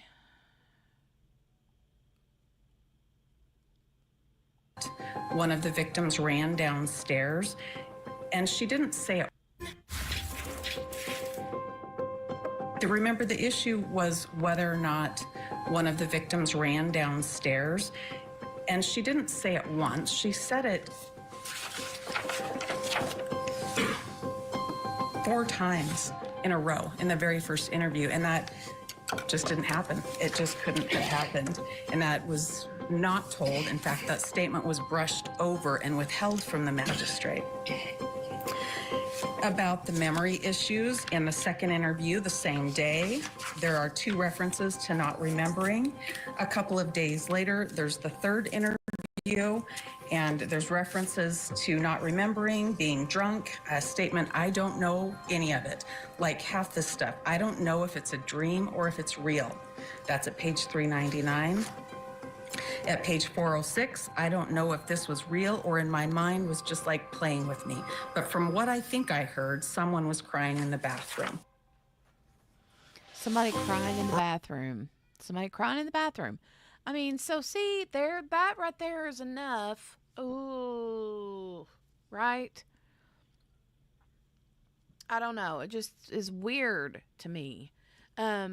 Ween Baby said it must have been a major party house for them to hear stuff and see him and not think anything of it and just go to bed. I don't think that's what happened, though. If you look at the text messages between Dylan and Bethany that we shared, that I shared earlier, I don't know if you've already seen them, but Dylan was obviously scared. I mean, she was obviously freaked out, you know? But why wasn't she freaked out enough to go around the corner? And if she allegedly, but we haven't seen that part. I haven't seen any of that because allegedly she tells the police that she sees him walk by her and he walks through the kitchen and out the back door. Now, I haven't seen any of that in any of this filings, these court filings. But if she did in fact see him run or leave the house, when you see him shut the door and go on about his merry way, why didn't you then go around the corner and be like, what's going on, Xana? Who was that? No? Why wasn't she freaked out enough to call police, right? Probably because she was wasted, or they were maybe on taking something and they were afraid they were going to get in trouble. It's probably also why she didn't call her dad, in my opinion. Maybe. That's just pure speculation, again.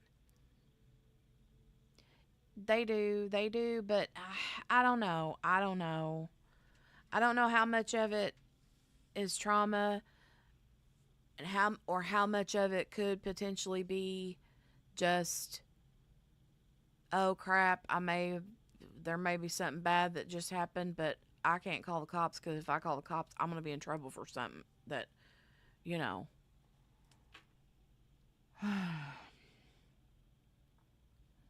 Young and in shock. I get the young and in shock. I just don't know that I can buy being in shock for X amount of hours. Laura said I would have called the police over my dad if I was on drugs. Right? Yeah. I don't know.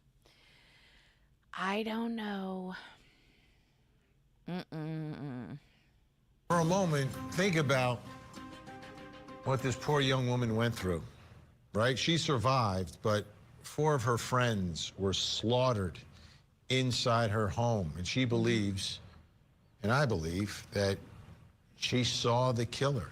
Mm-hmm. Wow.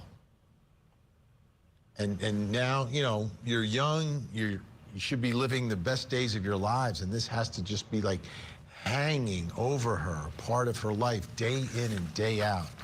It's not fair. Now, let's take a listen to the prosecutor with their position about Dylan's memory and her testimony and what she saw. The simple answer is investigators knew what she saw was real, and we know it wasn't a dream because they found the evidence discovered the next morning. That general description, which is what was provided in the PC affidavit, was consistent throughout all of her interviews. She described seeing someone wearing all black, a mask with only a portion of their face showing and visible. This person was male, white. She heard a voice that was not something that she recognized. The person was a slim, skinny, lean build. And the person was taller than she is. Well, Ween Baby, though, Ween Baby says she saw bushy eyebrows. Is that enough to convict him? Like I said, watch him have no eyebrows. He probably will. He'll shave them all off and be like, what bushy eyebrows? I ain't got no bushy eyebrows. Well, who are you talking about bushy eyebrows?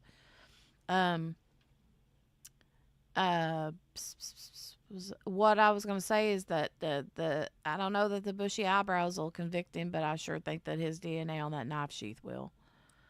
I think that will for sure. Is around 5'8". That brings us to the next question in our investigation. How important will Dylan's testimony be at trial? Joining me, former federal prosecutor, president of the West Coast Trial Lawyers, Nima Rahmani, and criminal defense attorney Josh Schiffer. Nima, this is not an eyewitness to the crimes, but an eyewitness who apparently saw the killer. How important is her testimony? Vinny, not that important. This is why. Even if there was a definitive identification, there's all sorts of experts who would come and say how eyewitness testimony is unreliable. And here you have someone that has never been able to definitively identify BRYAN KOHBERGER as the person in the house. And she won't be allowed to do it in court because that would be an unduly suggestive identification when she hasn't been able to do it already. Coupled with the fact that she's talked about her memory issues, maybe she was dreaming. If I'm the state, again, lean into the bad evidence. Get up there in opening and say, Ween Baby, I'm assuming she will. They're trying to keep her from testifying, but I think that she will. I don't see how she wouldn't be. To be honest, I mean, she was a surviving person in the house. I don't see how they wouldn't put her on the stand. Even if they can't use the bushy eyebrows part or whatever, at least saying what she heard and the times that she heard them, and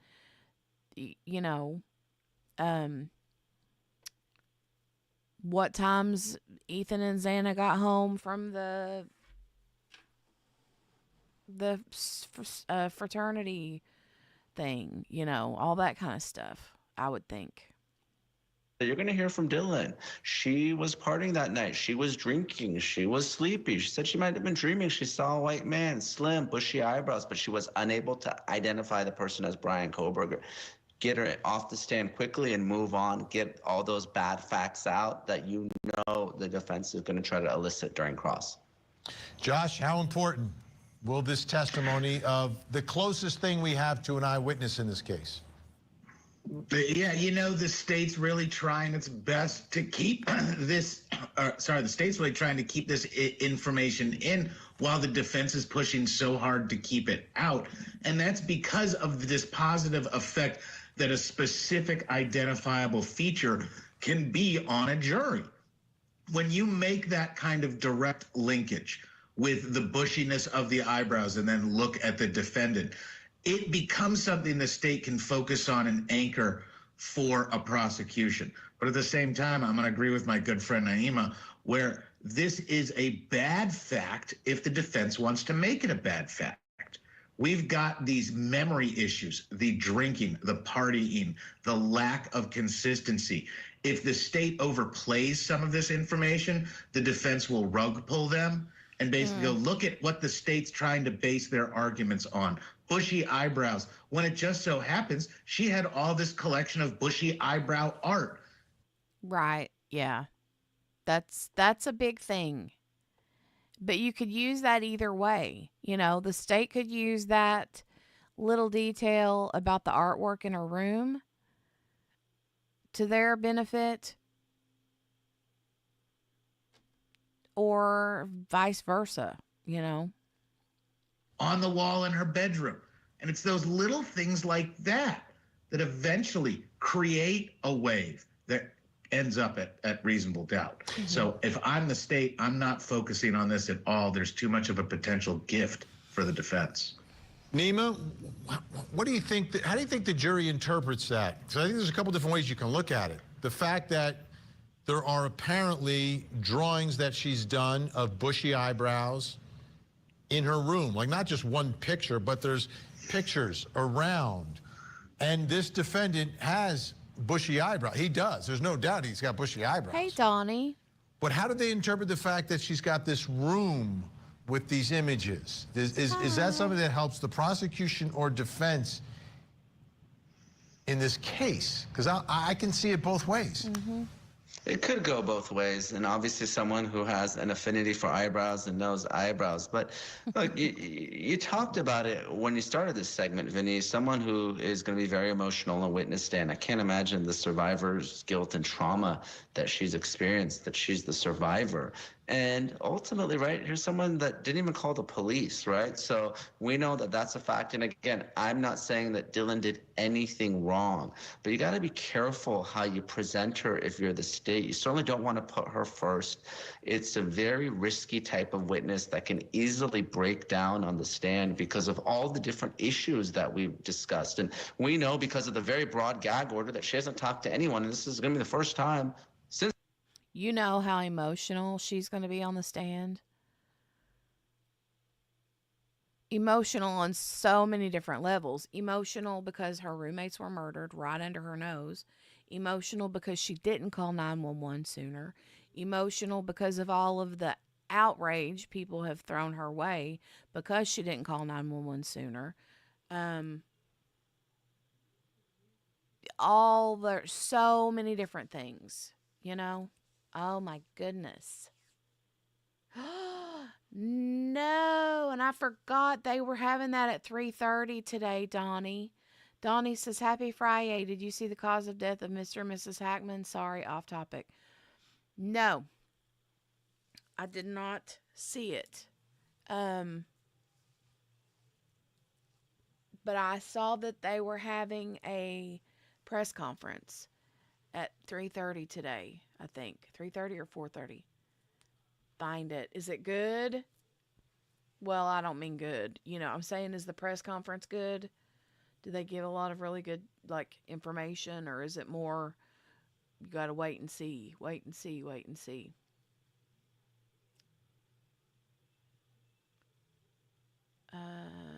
Queen Baby says, I can just see the defense getting her to say that maybe she didn't see him because she was drunk, whatever. That's my only worry. Yeah.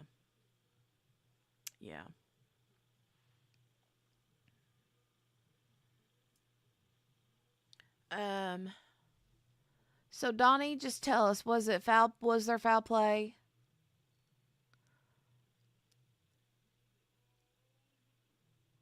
Because what I envision is... Since the beginning of the case. Oh, sorry. What I envision happening is, what I think happened is he dies of natural causes, heart attack, and I think she finds him and ends her life with an overdose, and the dog dies because it had been without water. That's what I think happened.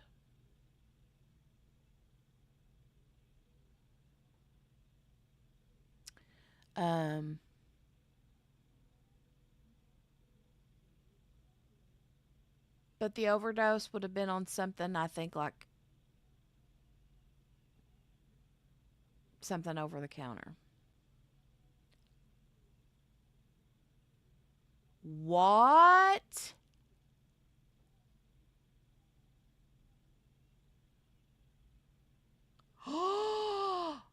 Are you serious? Ingesting mice poop?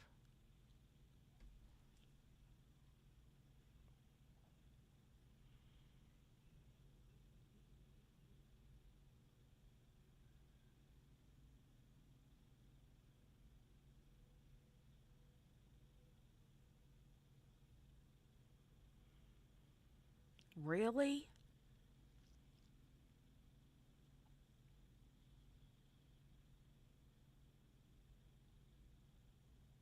Oh my God.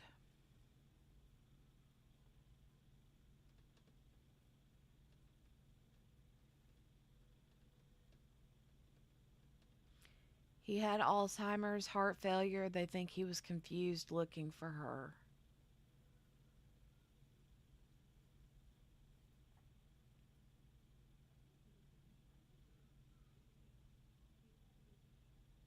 Oh my God. Okay. We'll have to go look at it here in a second. As soon as we get through with this, instead of just ending it out, we'll go take a look at the thing. Good Lord.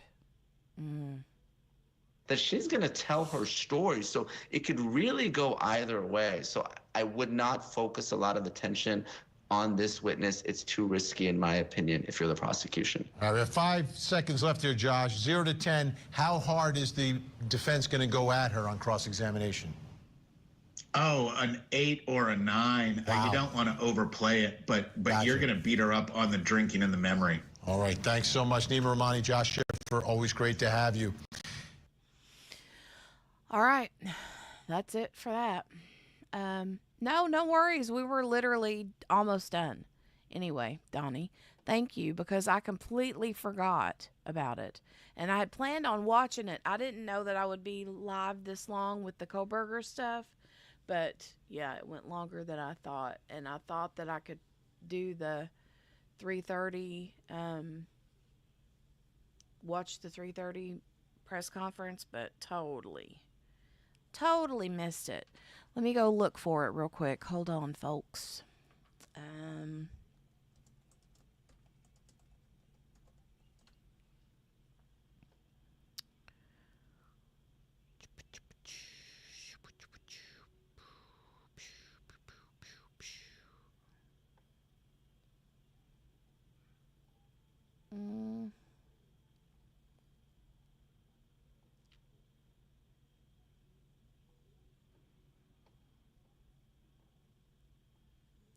Hold on a minute, y'all.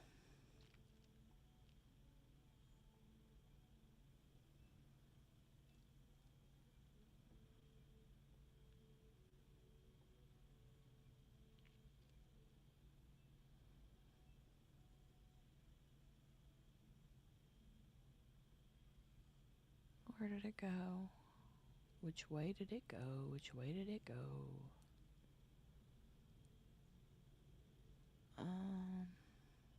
Oh, here it is. The timelines presented, it is a possibility. Okay. Let me scroll to where it starts.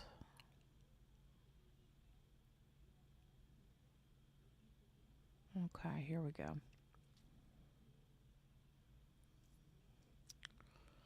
And I will...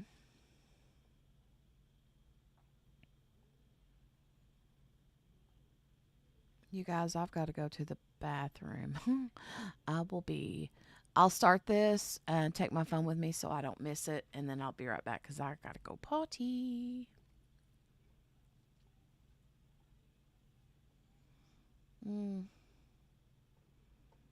Okay, here we go. I'll be right back.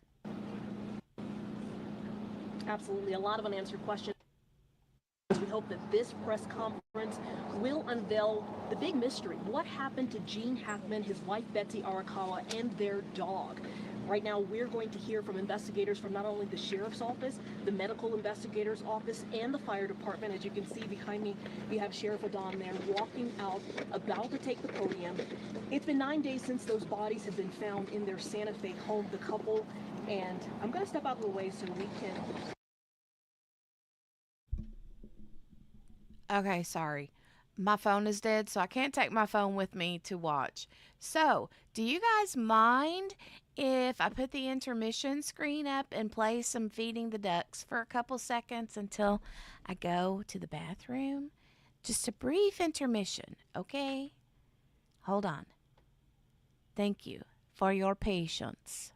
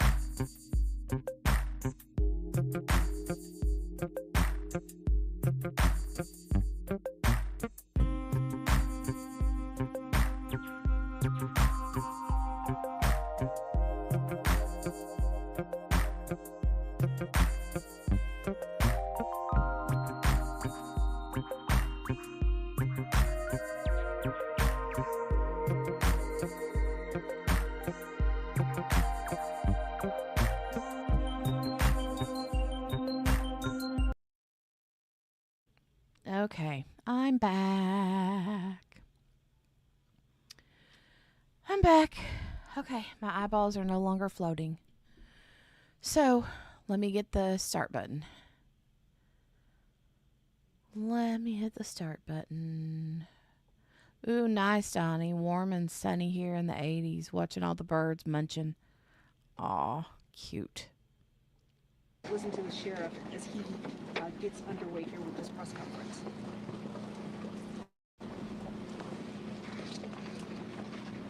Good afternoon, everybody. I'm Sheriff Adan Mendoza, Santa Fe County Sheriff's Office. With me today is Dr. Heather Jarrell, Chief Medical Investigator for the New Mexico Office of the Medical Investigator, Dr. Aaron Phipps, New Mexico State Public Health Veterinarian, New Mexico Department of Health, and also Chief Brian Moya, Santa Fe City Fire Department.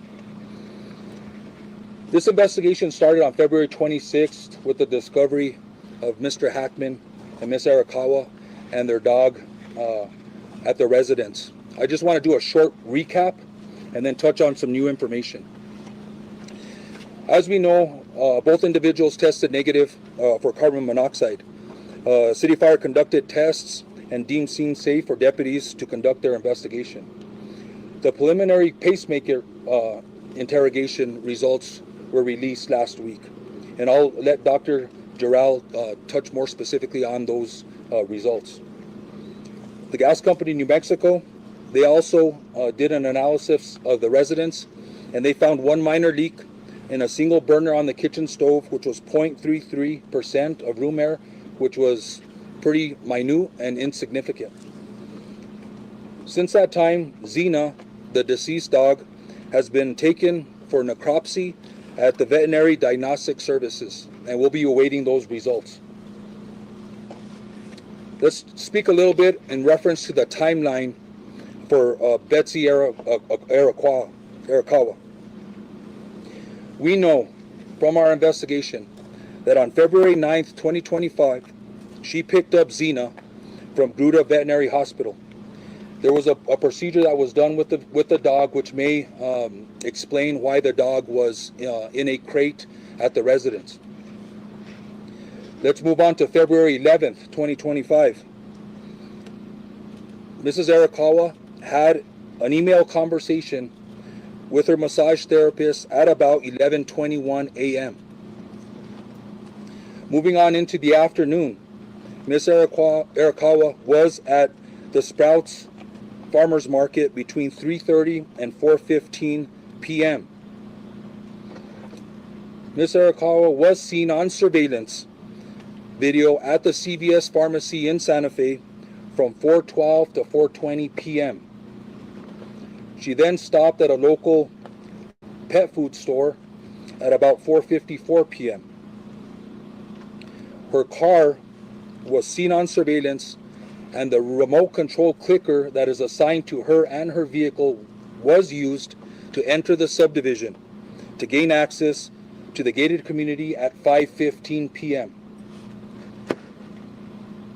Numerous emails were unopened on her computer on February 11th. There was no additional outgoing communication from her or known activity after February 11th, 2025. The cell phone information and the cell phone data is pending. We're working with state police to get the information from those phones, but our investigation shows that all the last known communication and activity from Ms. Arakawa was on February 11th. I'm going to go ahead and and turn over the podium to Dr. Gerald. I would ask that everybody refrain from asking questions until everybody has provided their statements. I'll step up to the podium and then we'll go ahead and field questions from the media. Thank you.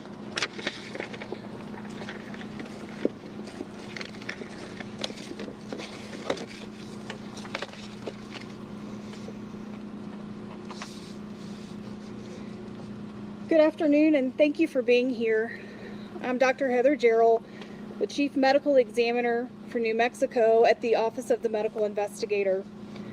I'd like to begin by stating that it is unprecedented for the Office of the Medical Investigator to make public statements about death investigations. However, the circumstances surrounding these two deaths require accurate dissemination of important information. I've also spoken with the Hackman family prior to this conference, who are aware of the autopsy findings and conclusions and are aware of this conference. On Thursday, February 27th, I performed an autopsy on Mr. Gene Hackman. Medical examiner Dr. Daniel Gallego at the Office of the Medical Investigator performed a full autopsy on Miss Betsy Arakawa Hackman. Also on Thursday, February 27th. By report, Miss Arakawa Hackman's legal name is Betsy Hackman, which is how she will be referred to hereafter. The cause of death for Miss Betsy Hackman, aged 65 years, is hantavirus pulmonary syndrome. The manner of death is natural. Autopsy examination and full-body postmortem CT demonstrated no findings of trauma internally or externally, with microscopic findings consistent with hantavirus pulmonary syndrome. Laboratory testing was positive for hantavirus at a clinical lab, with required confirmation testing positive at Scientific Laboratories Division. Testing for COVID-19, influenza, and other common respiratory viruses was negative. Testing for carbon monoxide was negative. There were no other significant natural disease findings. Pills present on scene were thyroid medication, which were being taken as prescribed and is not currently a concern for a contributory cause of death. The cause of death for Mr. Gene Hackman, aged 95 years, is hypertensive and atherosclerotic cardiovascular disease, with Alzheimer's disease as a significant contributory factor. Autopsy examination and a full-body postmortem CT examination demonstrated no acute findings of internal or external trauma and showed severe heart disease, including multiple surgical procedures involving the heart, evidence of prior heart attacks, and severe changes of the kidneys due to chronic high blood pressure. Examination of the brain showed advanced Alzheimer's disease, as well as blood vessel changes in the brain secondary to chronic high blood pressure. Laboratory testing performed at Scientific Laboratories Division was negative for COVID-19, influenza, and other common respiratory viruses. Testing for hantavirus was negative. Testing for carbon monoxide was negative. Additionally, there were no autopsy findings concerning for hantavirus infection. I have been asked when death occurred for these individuals. There is no reliable scientific method to accurately determine the exact time or date of death. Mr. Hackman's initial pacemaker data revealed cardiac activity on February 17th, with subsequent pacemaker interrogation demonstrating an abnormal rhythm of atrial fibrillation on February 18th, which was the last record of heart activity. Based on this information, it is reasonable to conclude that Mr. Hackman probably died around February 18th. Based on the circumstances, it is reasonable to conclude that Ms. Hackman passed away first, with February 11th being the last time that she was known to be alive. Lastly, clinically, hantavirus infection is characterized by flu-like symptoms consisting of fever, muscle aches, cough, sometimes vomiting and diarrhea that can progress to shortness of breath and cardiac or heart failure and lung failure. This occurs after a 1 to 8 week exposure to excrement from a primarily particular mouse species that carries hantavirus. The mortality of hantavirus, the mortality rate of the hantavirus strain in the Southwest is about 38 to 50%. The hantavirus strains in the United States are not transmissible from person to person. And so this is an appropriate time to segue to Dr. Aaron Phipps, the state public health veterinarian with the New Mexico Department of Health. But before I do so, I'd like to kindly ask for everyone to please respect the privacy that Mr. Gene Hackman, Miss Betsy Hackman, and their family and friends deserve. Thank you. Thank you, Dr. Gerald. I will now provide additional information about hantaviruses in New Mexico. There are many different types of hantaviruses found worldwide.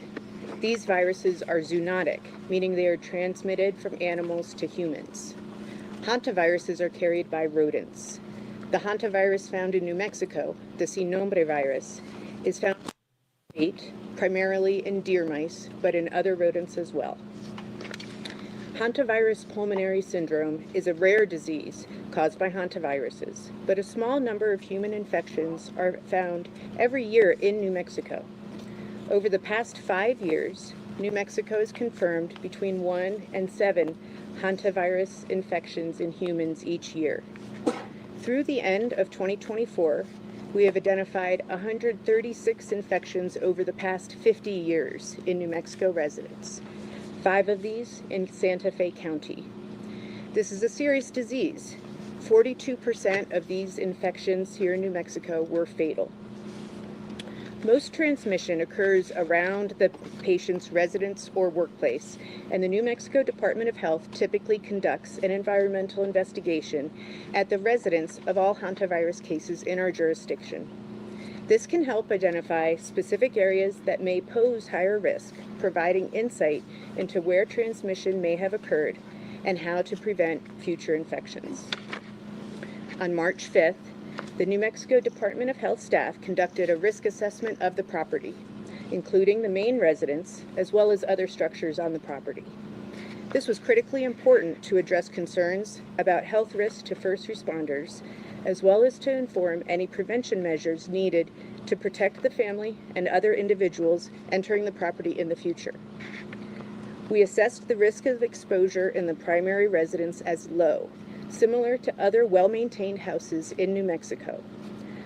We did identify signs of rodent entry in other structures on the property and provided information and resources about reducing the risk of hantavirus transmission related to those areas. Hantavirus can be transmitted to people through rodent urine, droppings, or saliva, so it is important to take special steps when cleaning up after rodents. Avoiding contact with or breathing in aerosolized rodent urine or feces, especially in a poorly ventilated area, is key. Detailed guidance can be found on the New Mexico Department of Health and the CDC websites, but I will provide a very brief summary now. It is important to use gloves and a well-fitting N95 mask when around or cleaning rodent-infested areas, and to open any windows or doors for at least 30 minutes beforehand to increase ventilation. Spray the area thoroughly with a 10% bleach solution or a commercial disinfectant. Let it sit for 5 minutes. Next, clean the area with paper towels, then throw them away in a covered garbage can that is regularly emptied. Before removing gloves, wash your gloved hands with soap and water or with a disinfectant, and then after removing gloves, wash your hands again with soap and water. It's important to never sweep up or vacuum mouse droppings, since this can spread particles up into the air. Since hantavirus is found throughout New Mexico, awareness of these risks and how to reduce them is important for all New Mexicans. The New Mexico Department of Health extends our deepest condolences to the families and friends during this difficult time. Thank you. Thank you. I think that'll conclude the statements for today. We will go ahead and take questions. I ask that there be one question per agency, and please state who you're directing the question to, as there's several individuals here at this conference. Sir. Sheriff, just to clarify the timeline here, does this mean Gene Hackman was likely home with his deceased wife for a week before he passed away himself? Yes, I would assume that that is the case. Do you believe, given his Alzheimer's status, that Mr. Hackman was able to live on his own and survive for those 7 days? I think that's more a question, maybe for Dr. Durrell. Just to repeat so that everyone could hear, the question was, do we believe that Mr. Hackman was able to live on his own and survive? The answer to that question is that Mr. Hackman showed evidence of advanced Alzheimer's disease. I'm not aware of what his normal daily functioning capability was. He was in a very poor state of health. He had significant heart disease, and I think ultimately that is what resulted in his death. I was able to look at fluid to determine if he was dehydrated, and I did not see evidence of dehydration. I did see evidence of very poor kidney function, and I think he died as a result of his heart disease, and with Alzheimer's being that contributing factor. What about starvation? The question was, what about starvation? So there was no food in his stomach, which means he had not eaten recently, but he had also no evidence of dehydration. So based on your understanding of the progression of the Alzheimer's, do you believe that he was possibly not aware that his wife had died, or didn't know what to do in that situation? It's difficult to answer. The question was he aware that Ms. Hackman had died? And I think that question's difficult to answer, but I can tell you that he was in an advanced state of Alzheimer's, and it's quite possible that he was not aware that she was deceased. This is for the sheriff. Considering the circumstances under which Mr. Hackman was found in the mudroom with his walking cane and sunglasses by him, do you think there is a possibility that he was trying to get help for his wife? That's hard to answer. Again, it's hard to get into the frame of mind of what was happening at the time. And I don't know if we'll ever have the answer to that question, whether he was going to go for help or he wasn't. Sir? Sheriff, are there any other big questions that you're trying to answer? I mean, does this answer the biggest questions you've had about their death in this case? Is there anything else that you're really seeking? Yeah, so the question is there any other big questions that are left? I think a lot of questions were answered here today.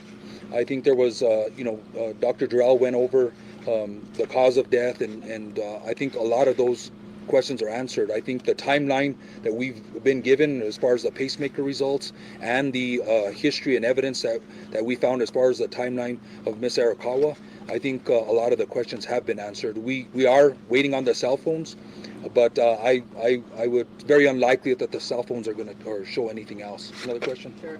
Are there any signs of, what have you learned about Mr. Hackman's communication after February 11th? Did you talk to any friends of his who had spoken with him during that week-long period, or know anything about what he was doing? So the question is whether there was any communication from Mr. Hackman or activity, and no, at this point, no. I don't know if he used cell phones or technology or emails. There's no indication of that. So right now there is no activity from Mr. Hackman. Sheriff, do you know if his pacemaker was connected to some sort of monitoring service? Was anyone tipped off that something was wrong? The question was his pacemaker connected to a monitoring service?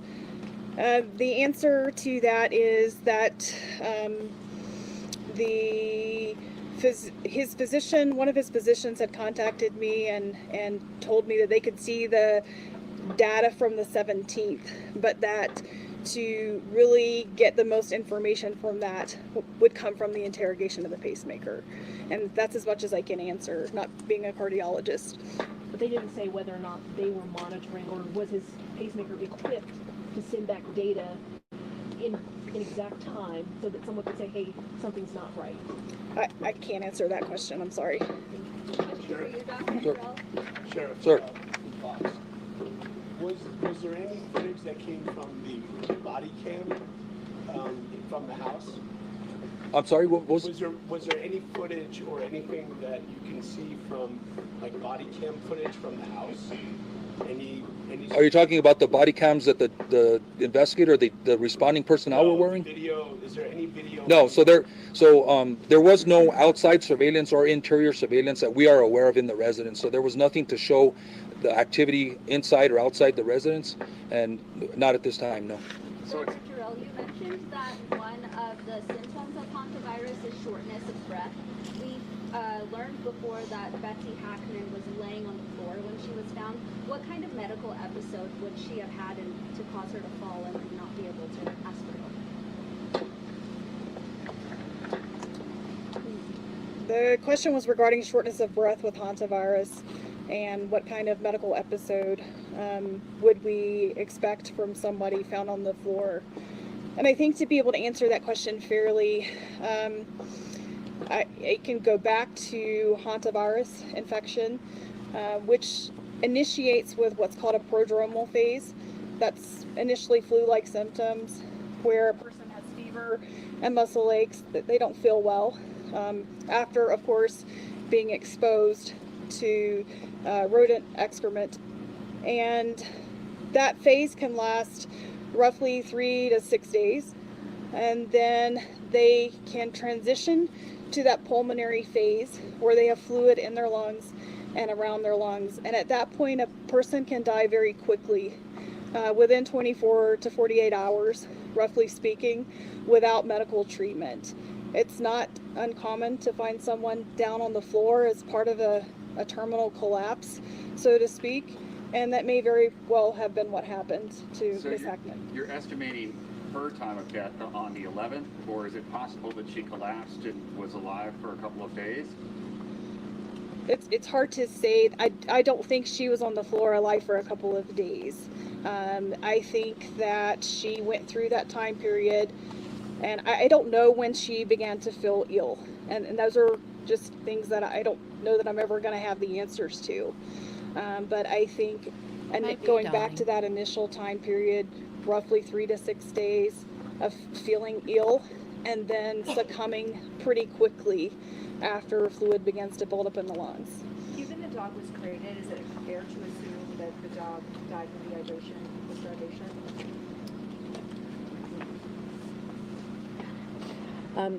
I don't think we know the answer to that. However, given the timelines presented, it is a possibility.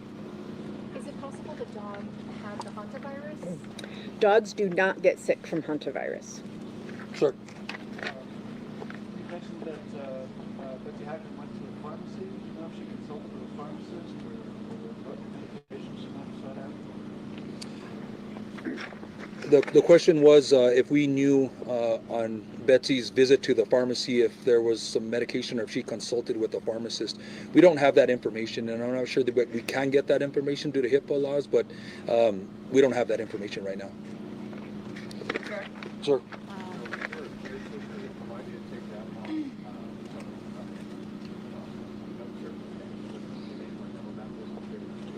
At this point, there's no indication that there was a caretaker at the home.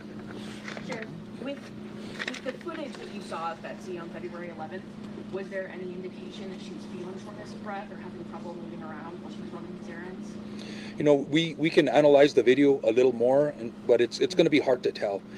She was walking around, she was shopping, she was visiting stores, but my detectives didn't indicate that there was any problem with her or struggle of her getting around. So, and I believe she had a mask on also, so I'll have to confirm that, but yeah, that there wasn't any indication of that. Sasha? might be for you or Chief Moya, I don't know who could better answer it, but when was the last time you guys dealt with a hantavirus case in Santa Fe County or responded to one? Yeah, the question was last time the city of Santa Fe or the county dealt with a hantavirus case. I think we're gonna have to look into that. I'll get back to you. I would have to do some data before we pull that Have you had any information. communication with the CDC? Is there a concern about a bigger public health issue here when it comes to hantavirus? The CDC is aware of this case. Hantavirus is a notifiable condition nationally. All hantavirus cases are notified to them. This is not an unusual case. We get cases every year, unfortunately. So we're not seeing any indications of any abnormal or unusual patterns. Dr. Darrell? We'll go ahead and take 2 more questions, and then we'll wrap this up. Is there anybody that hasn't asked a question yet? Sure. Sir. Do we know, did Betsy communicate to anyone, family, friends, that she was feeling ill? Did she make anyone aware? Again, we're going through some of the communications, and I think the cell phones may have some indications of that prior to the 11th. Ween Baby, I know they said that the house didn't really have much. Like, I think that they said they tested the house and it showed like minimal, I don't know exactly how to describe it. I don't know if there was like minimal viral whatever in the house, or minimal droppings. I don't know how they said that. I don't remember, but I think that they said that there were more, though there was more, the bigger amount was in outbuildings or something.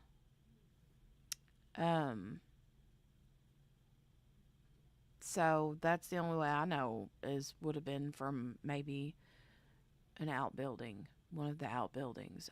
I don't know. And when they say outbuildings, I don't know if they mean like a garage, a shed. I don't know what kind of outbuildings they have there on their property, you know? So, yeah. But as of this moment, I don't have any information that she was indicating that she was feeling ill during any communication. One more question?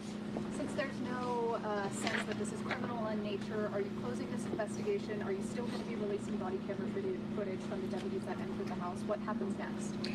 So we will deal with IPRA requests as necessary. If there's body camera or any request for public information, we will be releasing that because of the law. But yeah, we consider this an open investigation until we close the loopholes of the cell phones, until we finish out the necropsy results of the canine, and other loose ends that we need to tie up. But you know, I think we're pretty close to the timeline and with the information that Dr. Jarrell provided. One question on the heart disease. Is it fair to describe this as a heart attack, or is that not an accurate term for the heart disease that he suffered? The question was, is it fair to conclude that Mr. Hackman died from a heart attack? And the answer to that is that it's a little bit difficult to say. I saw no microscopic evidence of a recent heart attack. However, those changes can also take some time to develop, several hours to develop, so that I can see it under the microscope. He could have had an abnormal heart rhythm. We already know that he was in atrial fibrillation on the 18th, and that could have evolved into a more terminal heart rhythm. Is heart failure an okay way to describe it? We use that terminology. The question was, did Mr. Hackman have heart failure? Oftentimes we see fluid around the lungs and heart failure and congestion of the liver. I did not see that in his case, but he had very poor heart, or very extensive heart disease. And so he would have been predisposed to abnormal heart rhythms, and hence he had a pacemaker as well. Thank you, everybody. That'll conclude the press conference for today. Thank you, everybody. Thank you. Wow. So sad. So sad. I mean, it's sad for her. I feel so awful for her. But then when I think about him, 95. 95 years old. With a bad heart, bad kidneys, pacemaker, I mean, Alzheimer's. 95 years old. Walking around the house not knowing what's what for a week. Man. Very, very, very sad.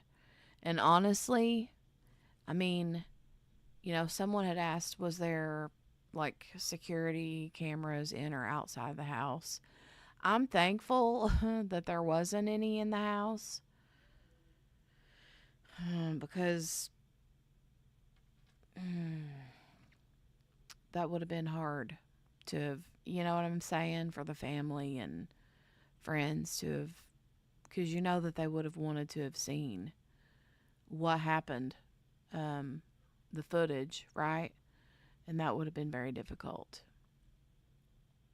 So, I really thought that what I had figured out in my head was that he died and she overdosed herself on purpose because he died. And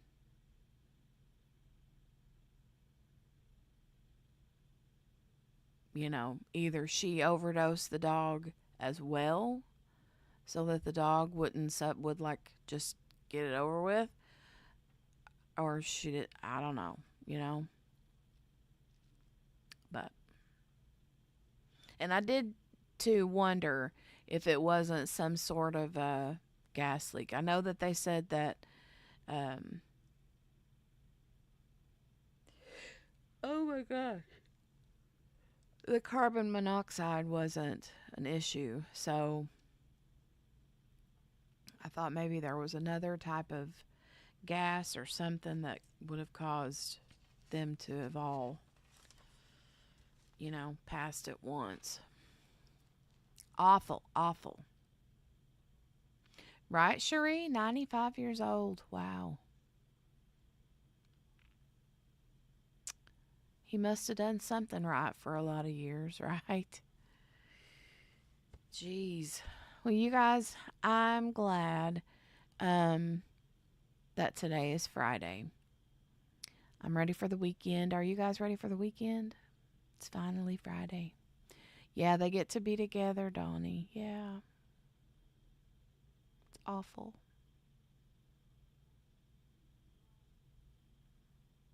Right, Laura? Laura said sad because he was alone after she passed and did not know what was going on, right? Super sad.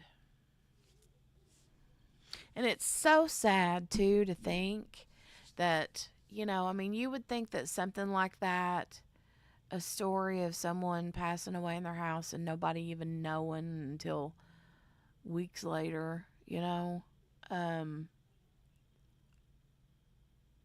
or a week or two later that they were even gone. That's something that happens to like normal people. You wouldn't think that something like that would happen to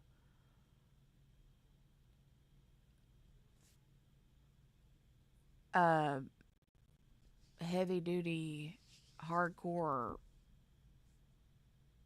actor, celebrity. You know what I mean? But just goes to show, right? Okay, you guys, I'm going to get out of here. Yeah, Cherie and Laura, they're both on it. Don't forget to change your clocks this weekend. Hope everyone has a good weekend, daylight savings weekend. Yep. Yep, yep, yep. Yes. We get to spring forward. All right, you guys have a great weekend. I don't know what Monday will be.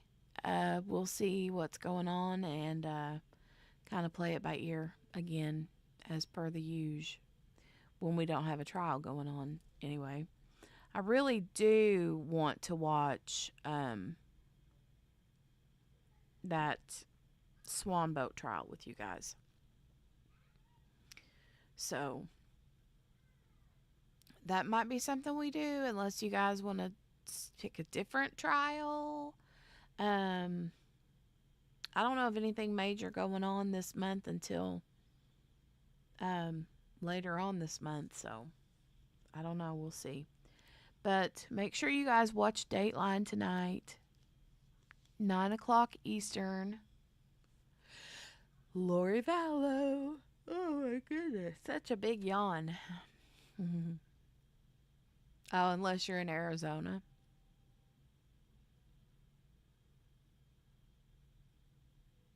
Mm.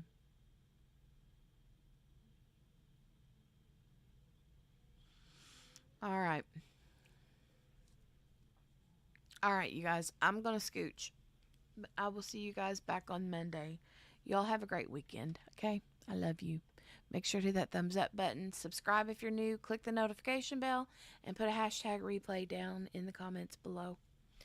And if you watch this later, okay? You guys have a great night. Bye.